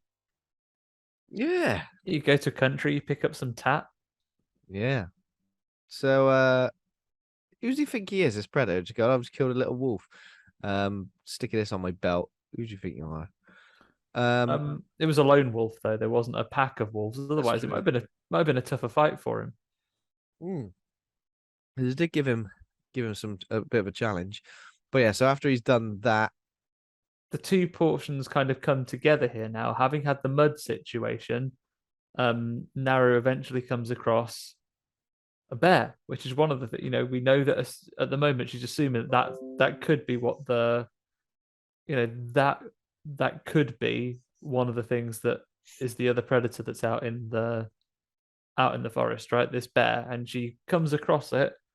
It's doing some fishing. Yeah, doing a little bit of fishing. How does it get her attention as well? Does she just make? Oh yeah, she goes. Well, she's aiming a bow and arrow at it, and it snaps. Well, she's sneaking up, and it does snap because her brother told a story earlier about getting your bowstring wet. But also, you suddenly notice another really nice bit of visual storytelling. You see the wind blow, and you see her hair and everything move, and she's obviously accidentally upwind of this bear. The wind blows, and obviously it's like, hang on a minute, you bloody stink! You bloody stink of mud. Yeah, he's this bear is not having a beat of it. It's furious. This was a classic open world video game moment where you're sneaking up on a big beast, a legendary beast, and you're about to fuck it up, and you use the wrong weapon accidentally, and then it gets the drop on you. Yeah, even though you were behind it, you've not pressed your stealth kill button properly. You've instead pressed the button that does like a greeting. Yeah. Good morning. Greeting. Hello, bear. the bear like comes after her, but then they've got a pretty good system where the dog's like, I'm just gonna run away, and the bear's gonna chase me, so you can sort out your bow and arrow. Yeah, I mean, again, what brilliant work from this dog. Again, I was worried about the dog, but I guess dogs are faster than bears. I hope so anyway. Well, they certainly are in this case. So dog comes running back. She's got an arrow ready. I think she does stick the bear with an arrow, but then runs. Quite a good shot as well, yeah. Dives into the water, into a beaver dam, gets into the beaver's little halt, the little base. But the bear is trying to smash its way in. terrifying bear in this movie. Yeah, terrifying. I mean, it's like rabid, just a real angry bastard of a bear. This Just bear is furious, but then it's time for bear versus predator. Whoever wins, the predator wins. yep. But again, another thing that the predator isn't like this undefeatable foe, because the bear really chows down and it beats the shit out the predator for a little bit.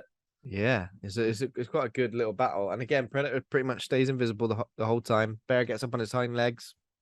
You see some Bites Predator down. blood flying around as well.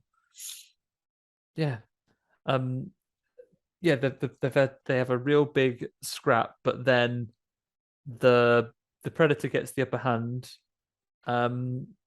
Gorilla press slams the bear, does a wrestling move on him, picks him up. Yeah. Yeah, I think it's that. And there's a good shot here, obviously, with all the blood just pouring down onto the predator who's got his stealth on. And the blood's sort of slowly revealing the true form of the predator for the first time, because we don't really get a good look at it yet. And we see it, but covered in blood, so you can't see all of it. Yeah. It's good. It's effective. It's striking. And Naru sort of, her reaction, looking up, just obviously seeing something the likes of which she's never seen before, thinking it's some sort of, I don't know. What would you think? I guess like god, otherworldly being, not like an alien, not an alien. Yeah, I mean, don't know. I would imagine you would think it's some kind of monster or animal that you've never seen before. I think you probably get the impression that it's not purely an animal because it seems to have weapons and skills, and it was pretty invisible. Yeah, so Yeah, it's a humanoid, isn't it? yeah. So after that encounter, the predator kind of she runs away and floats down the river, doesn't she? She just Oh yeah, well that's the thing. She just thinks, well, probably best for me to just leave. There's a few moments of this, right, where Naru just goes.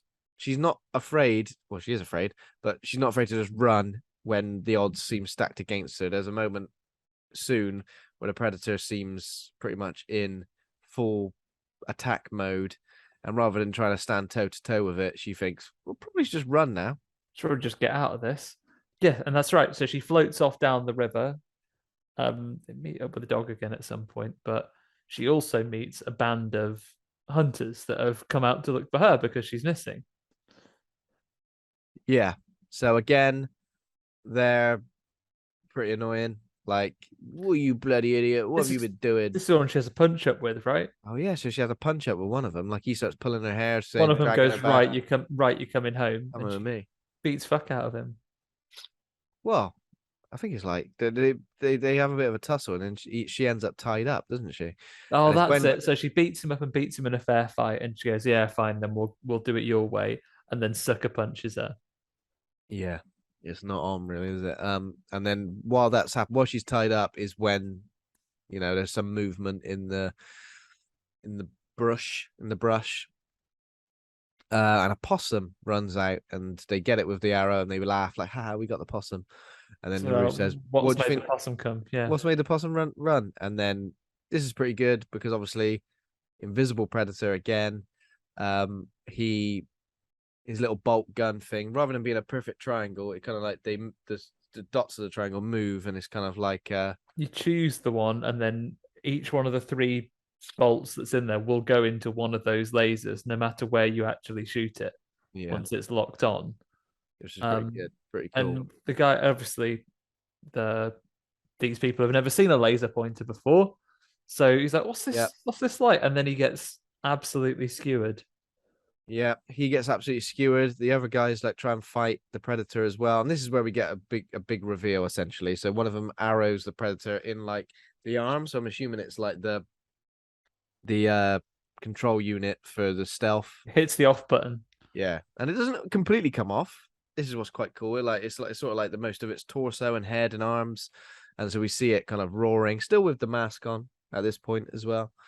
And yeah, these warriors, they stand up all right to it. We get a Wilhelm scream. Did you notice that? Yeah, when One of them gets biffed over the Yeah, that was good. So I think how does one of them die? One of them dies with like a sort of chopped in half two both opposite ways. Legs Yeah, go one 'cause way, body goes the other. he's got swords. The Predator's got like weapons for days. He's got like little flick out swords that are like cut through anything. I Yeah, don't think we see the shield just yet. no. But he's got the spear that's like a long spear that he like gouges someone with. Yeah. Tons of weapons. He cuts one. Yeah, he kills one like that, and he cuts the other one's head off, and that's when Naru goes, "You know what? I'm just gonna run." And when she runs, this is the moment from the trailer where she runs into the long grass. It's not velociraptors behind her though; it is old Predator. And when another one of the warriors tells her to get down, and then there's a moment where they think that they've got the Predator in their sights, but no, the famous three lasered triangle appears on his head, and that's when Naru says, "No, he's got us." And he does manage to get them to duck in time, and then they run through the long grass. Oh, this is a great shot. This is So cool. rivals the long grass of Jurassic yeah, World. definitely. So it's so good running through this grass, and then this much faster thing that you can't even Much really see faster, coming bigger after thing that you you. can't see, and just this shot, right? You know when it just pans right out, and it's a really distant shot, and you just see a big mist Of red. explosion of red. Yeah, It was so good. It was so good. I was just Brilliant. like, Jesus.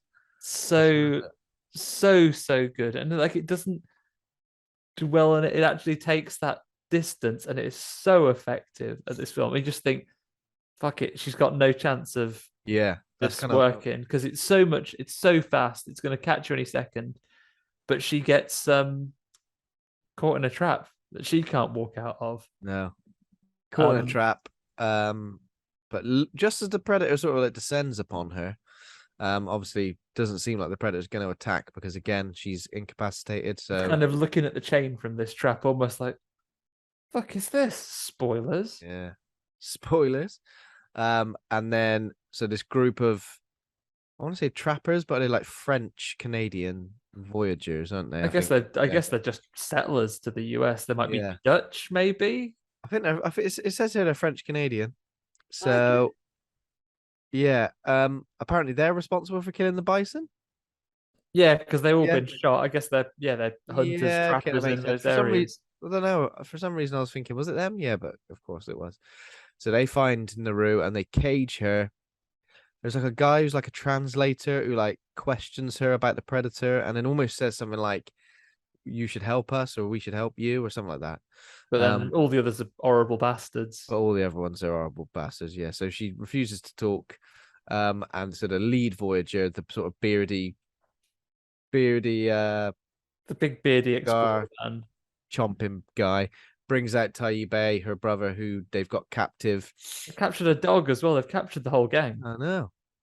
And again, this is what's great, right? So far, this is like the third different type of adversary / threat in a Predator movie, which is good, because obviously most of the movies is like just a Predator we got to be worried about. There's nothing else. Only opportunity for this film. What if you could have made one of these gross settlers Gary Busey? Oh my god. You've got him in. I had no idea where you were going with that, but I'm absolutely into it. That would have tied together the 3 generations of Gary Busey to be in this movie. Would have been great. Yeah, so they bring out Taibei, they torture him essentially. And then it doesn't really get revealed, but we slowly realize that there's a plan, and the plan is Taibei and Naru tied to a tree to lure out the Predator, which in a way doesn't quite make sense because the Predator wouldn't, if someone were tied, he wouldn't just come in and he wouldn't just come and get. And Naru says this to her husband, like, this isn't how it hunts. Yeah. Like she knows that it didn't get her when she was in the trap, even though it definitely could have. So she knows this isn't how it hunts. I mean, technically it does come there. Yeah, but maybe it's just scoping it out a bit. I don't know. But yeah, so it stands on something or something like goes through its foot and then gets caught in a net, doesn't it? Caught in a net. And then all the boys come over, all the hunters come over, and they're ready to capture him. But he just kind of stands up from being in the net and starts choke slamming people. We got him. He's in the net, and then he goes, "No, I'm not." You're in a bloody net. So he kills. This is when he debuts the shield as well. So 2-pronged knife thing through the head for somebody. There's obviously a comedic moment where they'll shoot him with their, what kind of guns would you call those? Or they're flintlock, Yeah, that's like it. not like pistols. They're like big, like single Big action rifles, aren't they? And they're Yeah, like, oh, 20 but then minutes they to get the shoot, reload on. and then they go, "Oh, actually, we better reload." And obviously, as you know, years and years ago, the reloading was a long and arduous process. And I don't think the Predator does tilt its head, but I think it's almost that's kind of it. Like, what are you doing? What am I waiting for? I've got everything that reloads within seconds, mate. And he debuts the shield, which is like which Mortal Kombat character's got fans? Katana. Katana, that's it. Yeah, Yeah, it's it kind of basically that. fans out, and then they can chop. He can chop with the shield. It comes ever so sharp if it gets you. Comes ever so sharp. He's taking people's heads off. Arms off, all sorts of bits off. Yeah, and one of them shoots like a flintlock pistol directly into the helmet, and it just rebounds and shoots him and obliterates his head. Yeah, it's such a. I mean, this is one. It will best one in the world. It would be difficult to do this particular scene justice in a blow by blow description. What you have is just a cool scene of these settlers being absolutely decimated. Imagine like a John Wick style choreographed action sequence with loads of different weapons rather than just John Wick and his pistol. Just taking everybody out effectively, but also with style. Yeah. And I think this for me is another fundamental part of this film. Could save it for the end, but I'm going to say it now lest I forget. But when I see really good, strong action bits, pretty much like we've had non-stop for the last 20 minutes of this movie at this point, and some of the character beats that we get here as well. The idea that it's taken the owners of the Predator IP this long to do something like this is exactly why we should see more age-old IPs be given to new creative directors who have fresh ideas and different ways of doing things. And it's not to do dirty or be disrespectful to the old masters, but take another horror franchise, horror adjacent franchise with differing levels of return on legacy sequels. I'm not sure I need to see, like a James Cameron have another shot at a Terminator movie, or a Ridley Scott do another Aliens movie, because they had for generations these guys were the absolute head of their field. But now, with the excitement I see from something like Prey, give me someone who has, who's come up with a new style of filmmaking, these great IPs to do other new and exciting things with. I don't need like the safe, tried, tested hands of studio from generations ago. Now, realistically, give them to new people that want to prove themselves and aren't phoning it in. Yeah, I think you're right. And this scene in particular, I think, is testament to that. So yeah, Taibé and Naru, they escape by using like the trap, don't they? They drop like a rock onto the trap. But so basically, it's like Naru has got a really when she's talking about, she tells a story about this beaver. Is it a beaver? Yeah. She thought that like gnawed its own leg off to get away, and Taibé is almost like, "What are you gonna do? You're not gonna cut your arm off, are you, to get us out?" But she goes, "I'm smarter than a beaver." Yeah, and and manages uses the trap to snap free their ropes, and they can escape. And then they launch a plan. He goes to get a horse. She goes to get a dog back. Yeah. Which is what you want to do. Aliens moment. Go back and rescue the cat. Go back and rescue your dog. Absolutely. Yeah. 100%. So when she gets to the camp, does she kill a few of them as well? There's a few boys around the campfire. One of them's about to kill a dog for no reason. It's like, well, it's about time we killed a dog. I've been waiting to kill this dog all day, all right? And I will be allowed to kill this dog. We'll kill the one dog a day. So here we go. and she stabs him up. She manages to reclaim her axe and uses it to great potential with its Yeah. new upgrade feature. A Hmm. great action scene, and then we see finally the It's translator almost turns up. like she's playing the role of the predator in this Yeah, particular scenario where she's like a unstoppable killer machine, driven by her need to protect her dog. this is again, we see this flip over so many times in the film, and Naru in particular, we've seen her be, you know, the hunter when she first goes after the lion, and then the prey, and then the same situation with the bear that flips from one side to another. And then we've seen her be captured and be the prey of these hunters, and now turning it around, and she is the person that is a danger to them, and very successfully dispatching all of these people and Yeah. getting her dog back. Yeah. And then, but she does forget about one guy, a guy called Raphael, who was the translator dude. He stumbles back to camp. He's dying, and he basically says, He's had a bloody leg off, hasn't he? "Oh yeah, he's had a bloody leg off. I want medical treatment. Sorry, I'm not going to be able to help you." Unlike Um, his namesake, he's not cool but rude. He is probably the most polite of all these settlers. He he's not cool says, but rude. yeah, He he was a party basically dude. says, Um, probably the big cigar man, I guess. yeah. So he basically says to Naru, if you give me a bit of medical treatment, if you let me have one of your first aid kits, um, I'll teach you how to use this Flintock pistol, which he does. He like says about the reloading thing. Not too much, not too Not too little, not too much, like making a coffee in the film Mimic. Um, but Wow.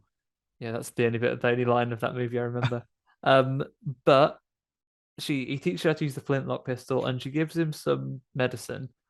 He does come. This is Chekhov's medicine Yeah. because he does say, "Oh, makes my blood feel ever so chilly." Oh yeah. I think we knew exactly where this was going in, And didn't we? then as soon, I mean, we had one clue of that already, but this is a second clue in case we missed that first one. Yeah. And then, um, pretty predator turns up. Yeah. So obviously after giving him the herbs that reduce his body heat, the predator walks in, and now we need to establish this plot device, which is the predator can't see using his heat vision anyone who's had this medicine, essentially. Because Yeah. Raphael plays dead. Naru realizes the predator can't see him, but then the predator, ever so clumsy, like stands on his leg. He screams, predator smush. But again, predator, the rules of like the predator and his code of ethics a bit inconsistent at times, I guess. Injured man, would he need to? I don't know. But yeah, I then we guess he'd get be paralyzed by indecision if he got into this. If he's not yeah, got time to really consult policy at this point. He's like, well, better to ask forgiveness than permission at this point. He's getting amongst it. So he sorts Raphael out, but then he has a bit of a showdown with Neru and her brother. Another great little action sequence. yeah. I mean, it's action sequence after action sequence, isn't it? But all like pretty good, like contained little action sequences as well. Um, so yeah, Taby's on like horseback. Remind me of some of the action of this. So at this point, they get the upper hand at him. I think the brother brings down like a spear through the predator's foot, injures him, and kind of throws him off Yeah. balance. He is obviously a very skilled warrior, so he's really keeping the upper hand for an amount of time. They knock its mask off um, with their attacks. Naru goes to use the pistol, but there's been too much. She's not put enough powder or too much in, so it doesn't work properly, and Yeah. that kind of gives away He just her taught element of you. surprise. Yeah, yeah. Maybe she learns by doing though. She's not a chance to do that yet. Yeah. And Tabe basically reaches a point where has he been slightly injured or it's got a handle. It does it eventually capture him and it Just grabs feels, hold of him. I don't know. I felt like a bit of an underwhelming moment because I feel like Taibe and Naru were kind of they had the upper hand. Predator went invisible, so clearly like. But then Taibe says the sort of "this as far as I go" sort of thing. Yeah, I think it doesn't it they lose a bit of momentum and it does it regain its they've injured it slightly and it but it regains its mask and disappears. Yeah. I don't know. I kind of just thought the fact that it just appears behind him and stabs him through the back, and then Naru's like, "Oh my god!" It's almost like I don't know. I kind of expected something different from these because they're two very capable warriors in this moment who seem to. I don't know. I feel like she would have seen him Yeah. come in. I don't know. I think the Predator, like, it kind of has been shocked into the fact it's been pulled to task by these two, Yeah. and kind of takes a moment to regroup. It manages to recapture its mask. I think this point we've also been taught that the kind of the bolts will go wherever the mask is pointing, because when not successfully knocking the mask off, um, she's able to save Tabe from the bolts going into him, because it goes into just this point on a wall where Yeah. where the where the arrows, sorry, where the dots are, and That's it's right. already used up under its other weapons in the fight with the settlers, because it's already used all the other good Predator tricks. It's done the bomb, it's done the Oh yeah, net, did the bomb? We didn't mention that, did we? Yeah. and we forgot to mention it turns that man into chunks with Oh the yeah. it The net. Colin Salmon Resident Evils him. Colin Salmond. He gets Uh, chunked, yeah, he's salmoned. he goes fishing with his two mates rather than a net. Uh, is this a world record for dad jokes from me so far today? Very good. That was classic. But yeah, Apologize. like you say, he says you have to run. This is as far as you go. It slashes him, and then it almost has her as well, Naru, but he comes back and he's still alive, and he manages to really dig in and injure it slightly more. So she's got chat, and then by the time it's finished him off, he turns around. There's just like a little outline of her that's gone, like a little dust, Mm. and Um, she's escaped. so she goes and finds the like surviving lead voyager, the old beardy cigar chomping one. But she basically uses this moment to test the herbs hiding her body heat scenario. So what does she do? She like cuts one of his legs off, doesn't she? Yeah, this is great because he's captured, and she frees him to a degree and gives him a weapon, because at this point, and Naru's been taught this by her brother. He's taught this when they were captured from before and they were tied to that tree, Yeah. talking about how she sees things that he misses, pointing out these points in her character that what make her such a capable warrior and hunter, that she sees things and she notices things. And this is like a Columbo moment where all of those things have been put together, and they don't speak the same language. I imagine for the purposes of an English dub, when we hear them speaking English, they're speaking Comanche, and Yeah. because the settlers we only hear speaking what French. their I think I'm language pretty sure was. it's French. It must be, maybe Canadian French is very different. Yeah, I don't think I it's don't got. speak French well, but I didn't pick that up at all. Um, I guess it was 300 years ago as well. Maybe language is very different. Mm. Um, so the guys that are talking, you don't do we subtitle them at any point? I don't think we subtitle them. I don't think we're meant to understand them necessarily because No. she doesn't. Yeah. Um, and she gives a speech to this man here, and again, some people might find it cliche. I found it really good because effectively she is talking to this hunter, but you could also read that as this is her talking to the predator. It's like, you've come here and you are, you take over this land, and you've come and you're dominant. This is how far you go. You don't come any further. Yeah. You think you're in control here and that you're the predator, but I've actually set all this up, and this is how I kill you. And at that point, he picks up a gun that she has got ready and has sabotaged to a degree. And then he is shown with a weapon when the predator is watching, and he sees him as a viable target and immediately kills this guy. Predator, you little voyeur. Also, a bit annoying. Like, imagine you're just chilling and then someone goes, "Here's a gun," and you give it to you, and then the predator goes, "You're a threat now." Ah, Yeah, because he kind of points it at her, but she's taken the chili blood medicine, so she is yeah. effectively invisible to the predator at this point. Yeah. And she tests it. Obviously, there's a moment where the predator steps forward, doesn't see her at all. And does she just step out the way? I think she just steps out the way, doesn't she? Steps aside and then shoots him and knocks the helmet off, grabs the helmet and places it somewhere again in a very particular spot that she wants it. That's going to feed into her plan. And I mean, what an iconic shot of her sort of aiming the gun at the back of the predator's head. Predator's got no idea that she's there. I think he cuts off the head of that dude. Yeah. And there's a few like really iconic shots now as we lead into the sort of finale, the final battle, the boss fight. Yeah, I was worried about the dog yet again. I was like, oh my God, I will go from really enjoying this film to hating it. If you kill this dog now, so rude. The dog's made it this far, you almost got to think, come on, make it through. And she basically lures the predator into an area that, it's difficult to be familiar with because it's dark now. And we've seen it before in the film, but in this part, I just thought it was kind of anywhere. Obviously, there's a great moment where she leaps out of the tree and lands on the predator's so good. So good. It reminded me of how much I wished I'd liked Assassin's Creed 3 more because this is such a good setting. Yeah. Well, exactly. Yeah, it's the same sort of, pretty much exactly the same setting and era, isn't it?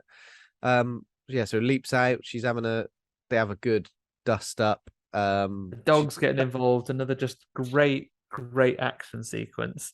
But chops his arm off as well. Yeah, with his own. Is it with his shield or with one of his weapons? Well, because she goes to use the spear at one point and it stops. So obviously there's some sort of technology stopping the spear being used against the predator, which I don't know if have we seen that in. No, I'm not sure I've seen that in anything else. In previous Predators, it's definitely been in something else, but I don't know if it's been in a Predator movie. She takes his arm off, and I enjoyed the moment where. So basically, it's almost like everything she's learned up to this moment, and everything she's used weapon wise, and she kind of uses it against the Predator in this final scenario. I enjoyed the moment where she obviously ties it up with the rope and then pulls him over because he kind of looked complete. In that moment, Predator looked bloody helpless and kind of ridiculous, just going, yeah, tumbling over, and then she knocks him into Chekhov's mud from earlier.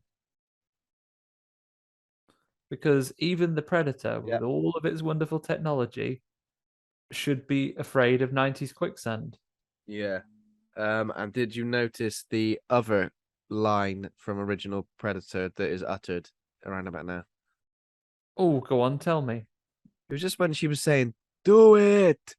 Obviously, come on, do it. I want you to do it. Doesn't do an Arnie voice, but obviously not an Arnie voice, but and it's the brother that says if it bleeds, we can kill it. Earlier on, we didn't point that because it was so organic. Yeah, he just says it when they're talking about how they can fight the predator. Yeah, I don't know if there was a moment where he saw that it bled. I don't know. I feel like if there was a moment where saw that it bled, and then he said, "If it bleeds, we can kill it." I don't know. I assume maybe he knew about the fight with the other warriors. Maybe. Tell me, do you bleed? Yeah, it's me, Batman.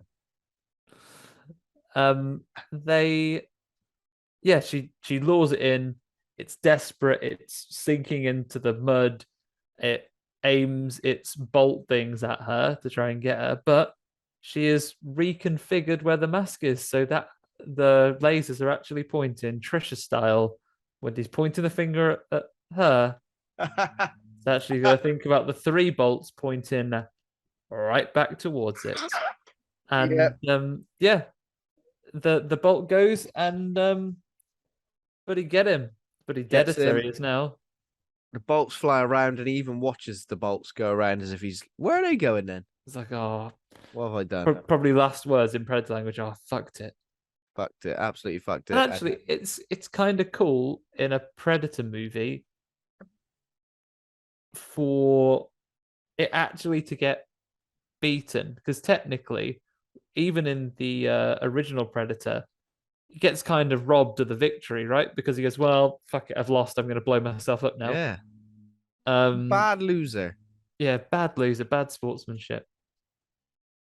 And so the bolts take out the Predator, green blood everywhere, and Naru does a sort of tribal shout, yell, hooray! Which I like to translate to fuck you. Huzzah! Yeah. And then And she we takes the end head. with them taking the predator's head back to camp, and And that's her moment to become war chief, essentially. they recreate the celebration. They come out and they recognize her as being The war chief, yeah. a great But then she hunter, and the says dog that have a lovely tea. and she says that there's threats nearby that they need to move. And I guess, is she talking about the predators or is she talking about the I guess, voyagers? yeah. Well, they said we need to move to a more defendable area. So Yeah. then they're taking her advice, and they appear to take that knowledge, and then we get a credit scene with just drawings that recreate several portions of the film. Yeah, and I think there's a moment in those end credits where there's like 3 predator ships. Like It shows more predator ships. So is they're the fuming sequel because is, their is, mate Dave is the only sequel to this Praise? praise. Yeah, possibly. There we go then. That is that. You said you got some name game. I got a little bit of trivia for you, right? Give me a trivia first, Ben. Then I'll do you some name game to finish. Okay. So what's going to be interesting about this name game about this trivia is I'm going to give you 1 minute on the clock, right? All right. 1 minute on the clock to name, in terms of the lion's most common prey. Obviously a lion from bloody the plains of Africa. Try and name as many of the lion's most common prey. I've got a list of 15 here. See how many you can get. I'm going to give you 1 minute starting now. Idris Elba and his recently orphaned children. Yep. Gazelles, Yes. wildebeest, Yes. water buffalo, Yes. ibises, ibexes, Ibexes. I mean, that sounds good. Let's give you that. dicks, Dicks. the little They've done African wrong. little deers. Oh, yeah, we'll give you that. What else do they eat? Warthogs? 30 seconds gone. Warthogs is correct. Yeah. Oh, bloody hell. Do they eat little baby zebra? They eat zebras, certainly. Zebra, yep. Do they eat baby giraffes? No. Yeah. Do they eat baby elephants? Not got elephants down on this list. Oh, I was about to say, lions are dickheads trying to eat these babies. 10 seconds. Oh, I've done all right. Have I 7, got any more? Any other type of buffalo? 3, Ostriches. 2, 1. No ostriches. Other on the lions. list. Other lions. You did well. 1, 2, 3, 4, 5, 6, 7, 8. I mean, 8 out of this list is pretty good. I'll give you some more that are on there. Just as cattle here. Goats, camel. Yeah, is that right? Sounds about right. Camels live in Africa. Just never thought about them being in the same bit. Africa's Antelope. massive. Okay, antelope. Baboons. Baboons. And the last one, which is pretty impressive, hippopotamus. So I wouldn't have thought of hippos either because they're so big. It just says juvenile in I only eat baby hippos. It got rid of babies, but I think you did pretty well. You know that's how well you know your prey. It would seem Idris Elba was on top of the list. Well, then again, like maybe that's a prey situation because he's going to turn it around that line if we're going to have some type of film. Yeah. You're the prey now, and then he roars. Rah! Rah! Yeah, go on. Okay. Do you want a bit of name game? Oh yeah. Okay. Okay. So let me just get the synopsis of prey so I can work it into this. This might be quite limited. I don't know. Oh, you think so? I'm probably not going to use that because not all of it is in the Great Plains. So in this one, I will do. So in the Great Plains of the 1700s, rather than become a great hunter, Naru focuses on drying grass to feed to the horses over winter. Hey, correct. Hey now. Secondly, on the Great Plains of 1700, Naru faces a completely different challenge when she meets a horse that, despite making lots of hay for it to eat, is really negative and really just doesn't want to agree to anything. Nay, correct. Moving into the far-flung future, Naru finds herself recast as a lovely little pussycat in a new PlayStation game. Stray. Stray, correct. What in a meta-narrative twist, Naru finds herself in the real world, and she looks at herself just having a normal day-to-day life, enjoying the game Stray. Enjoying the game Stray. Yeah, gets to use it for its intended purpose. Play. Play, correct. Got there in the end. This time, moving back to the Great Plains of 1700s, Naru finds herself, not looking in really binary kind of world where, the predators that you faced in the previous movies, it's all really, morally one side or another. It's all black and white. But the predator she meets in this case is kind of in the middle of those two things. Grey. Grey, correct. Next time, Oh, in the 1700s of the Great Plains, Naru finds herself saving the first ever Christmas when she invents a vehicle for Santa Claus to get around to all the different villages. nice one. Slay. Slay, correct. Slay. Moving forward in time, Assassin's Creed style to London in the sort of 1960s era, Naru finds herself faced against one of a pair of twin crime brothers. Cray. Cray, correct. Secondly, inspired by moving on again now, inspired by her enjoyment of the game Stray, Naru gets herself a female cat, but to avoid unwanted pregnancies, she does take it to the vets for a sterilizing operation. Spay. And then finally, to round up today, having done all this reality and time hopping adventures, Naru is disappointed to find out that her outfit has started to become a bit tatty at the edges. Frey, correct. All the possible rhymes for the movie Prey. I applaud your efforts for that. Do you know what we haven't said once during this episode? What's that? We haven't said Predator prequel Prey. We haven't said Predator prequel Prey, which we're on the precipice of last week. But... on the precipice of saying Predator prequel Prey. How would you trying to put too many P's into it.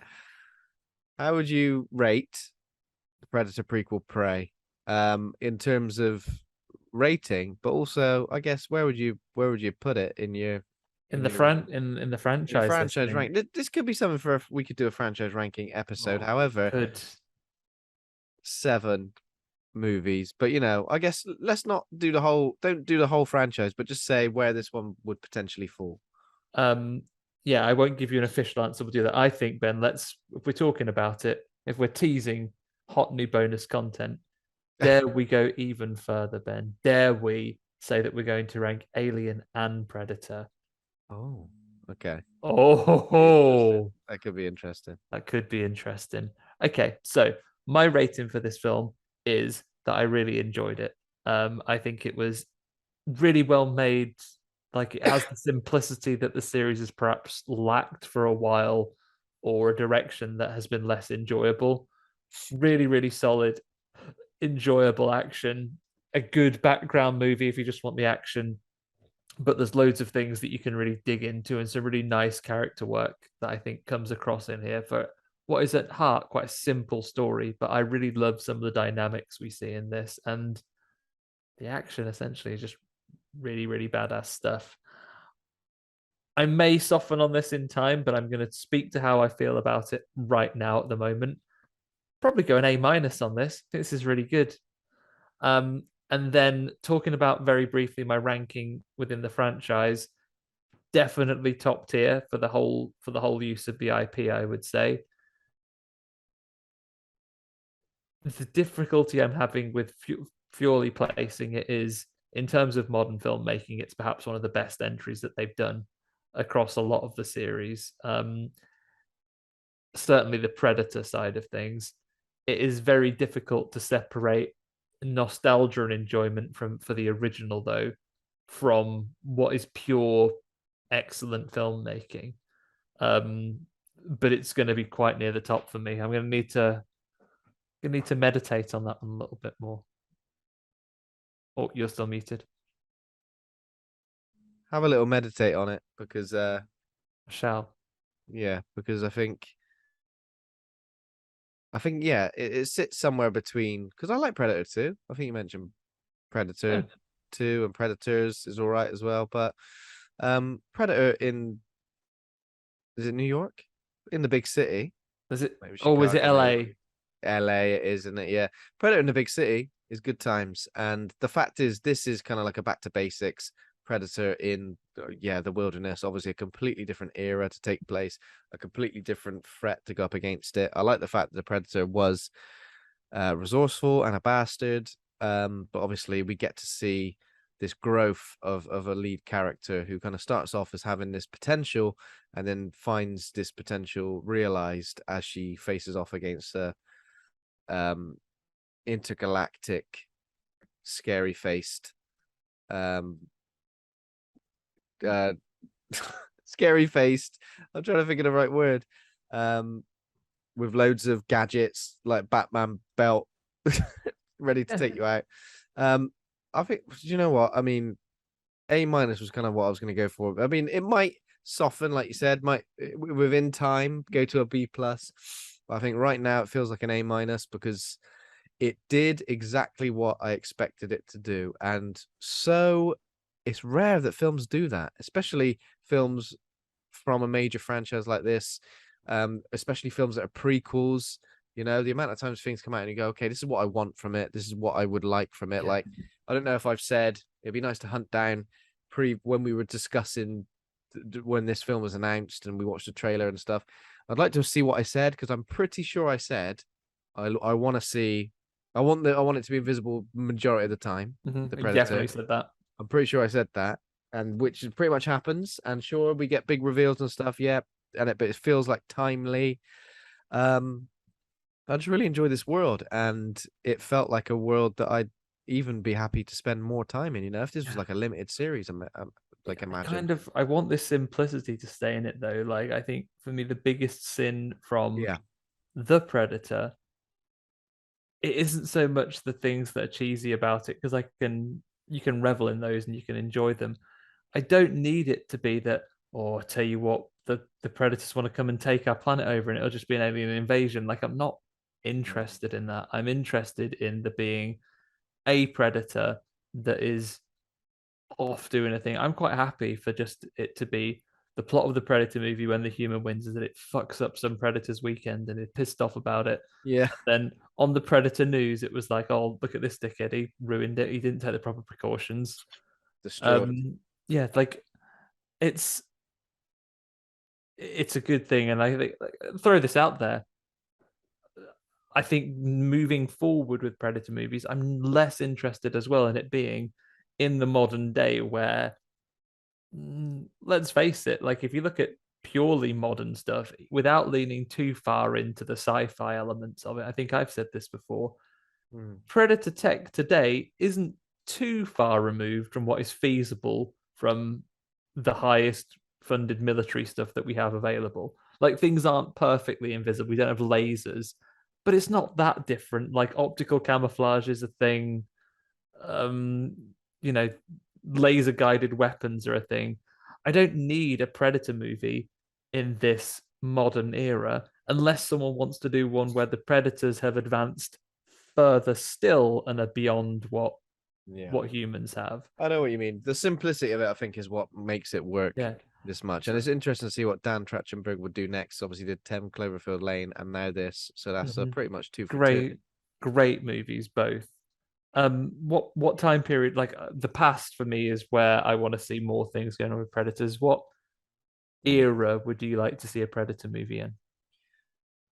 Predator movie set in was probably a similar era. In the era of the witch, like with loads of God-fearing, with loads of God-fearing people, and then a Predator turns out. I don't know. That's just right off the top of the head. Matthew Hopkins versus the Predator. Hopkins versus the Predator. You definitely think the Predator was a witch. You'd be gaslighting him again, wouldn't he? No. bring John Stern to poke him with a needle. A predator in ancient Greece. Okay. I don't know. In like the gladiator arenas. Gladiator They capture one because he crashes his spaceship or whatever, and then he loses then all of his Maximus. technology. Loses the technology, and you're fighting in the gladiatorial arena being a predator. Yeah, he's naked. Yeah, that's where he gets the fishnet from, because one of them throws the net over him. He goes, suits me. Suits me. Looks really good, doesn't it? Yeah. Oh, that's good. There we go then. So, actually, that's Roman. Sorry, Ben, I've absolutely fucked history for you. Greece isn't gladiators. Greece is just good times. I and still went with philosophy. it. You see, Andy, I still went with it. It's I showing don't want to get tweets from the history heads. Sorry, everybody. not the history heads. Okay, there we go then. That is that. We rated it pretty highly. Again, we might soften on it. You never know. But for now, we're pretty happy. And you Hang know, on. it feels I'm good. just getting this in my ear. Just from Luke Condor. He's B minus. I reckon he's gone higher than that. I'm gonna say he's gone for a B plus. Yeah, I reckon he might have joined us on an A minus even if we talked it up enough today. Luke Condor forever. Okay, there we go then. So thanks for listening. If you enjoyed the show, become a patron over at patreon.com/horror hangout. Thank you very much to our current patrons: John Crinnan, patron against his will; Ben Scaife, monkey patron; Stephen Christopher, Laura Kendrick, Toby Miller, Ollie Child, Leslie Carlo, Julia Bilgren, John O'Down, Nick Spill, and Pazuzu. Thanks to each and every single one of you for the support. Thanks It to means everyone. a hell of a lot. Helps us keeps the lights on over here or off because we're watching horror movies here at Horror Hangout. Yeah, but you need the lights on eventually at the end. Thanks to Taj Easton for our theme music. Thanks to Acast for hosting the show. Please consider giving us a rating or review and head over to the Facebook group Horror Hangout Board of Advisors for more. We're on Twitter at Horror Hangout. No, we're on Twitter at Horror_Hangout_. We're on Instagram at Horror Hangout Podcast. Come and join us over there and have a little bit of a chat. Come and have some chat. Come and talk about what's your favorite movie in the Predator franchise. Yeah. What history period would you like to see one? Look, I Great chat about that stuff all day. Send it over to us. Great questions. Next week, guess what? Brand new release. Another one. Another one for the month. What are we on this week? Nope. This week. Been waiting for that. Been avoiding spoilers like their little predator darts, bolt darts being fired at me through the wilderness. Just dodging. Just pointing that mask at somewhere else. Make sure they don't get you. Yeah. Now, I'm looking forward to Nope. Been looking forward to it a lot. Another threat from space, though, or maybe it isn't. We don't know what it is yet. We haven't seen it. We will find out. This time next week, we'll know. And of course, thank you, Andy, for being a right horror dude. Thank you, Ben, for being a right horror dude. And to everyone, for everyone who is pretending to be Luke this week in his place. Authentic experience. Thank you for being a right horror dude. Thanks for participating. What's that? Oh, you're welcome. You're welcome. Okay. See you later. Next Bye, week. everybody. Bye for now. Bye.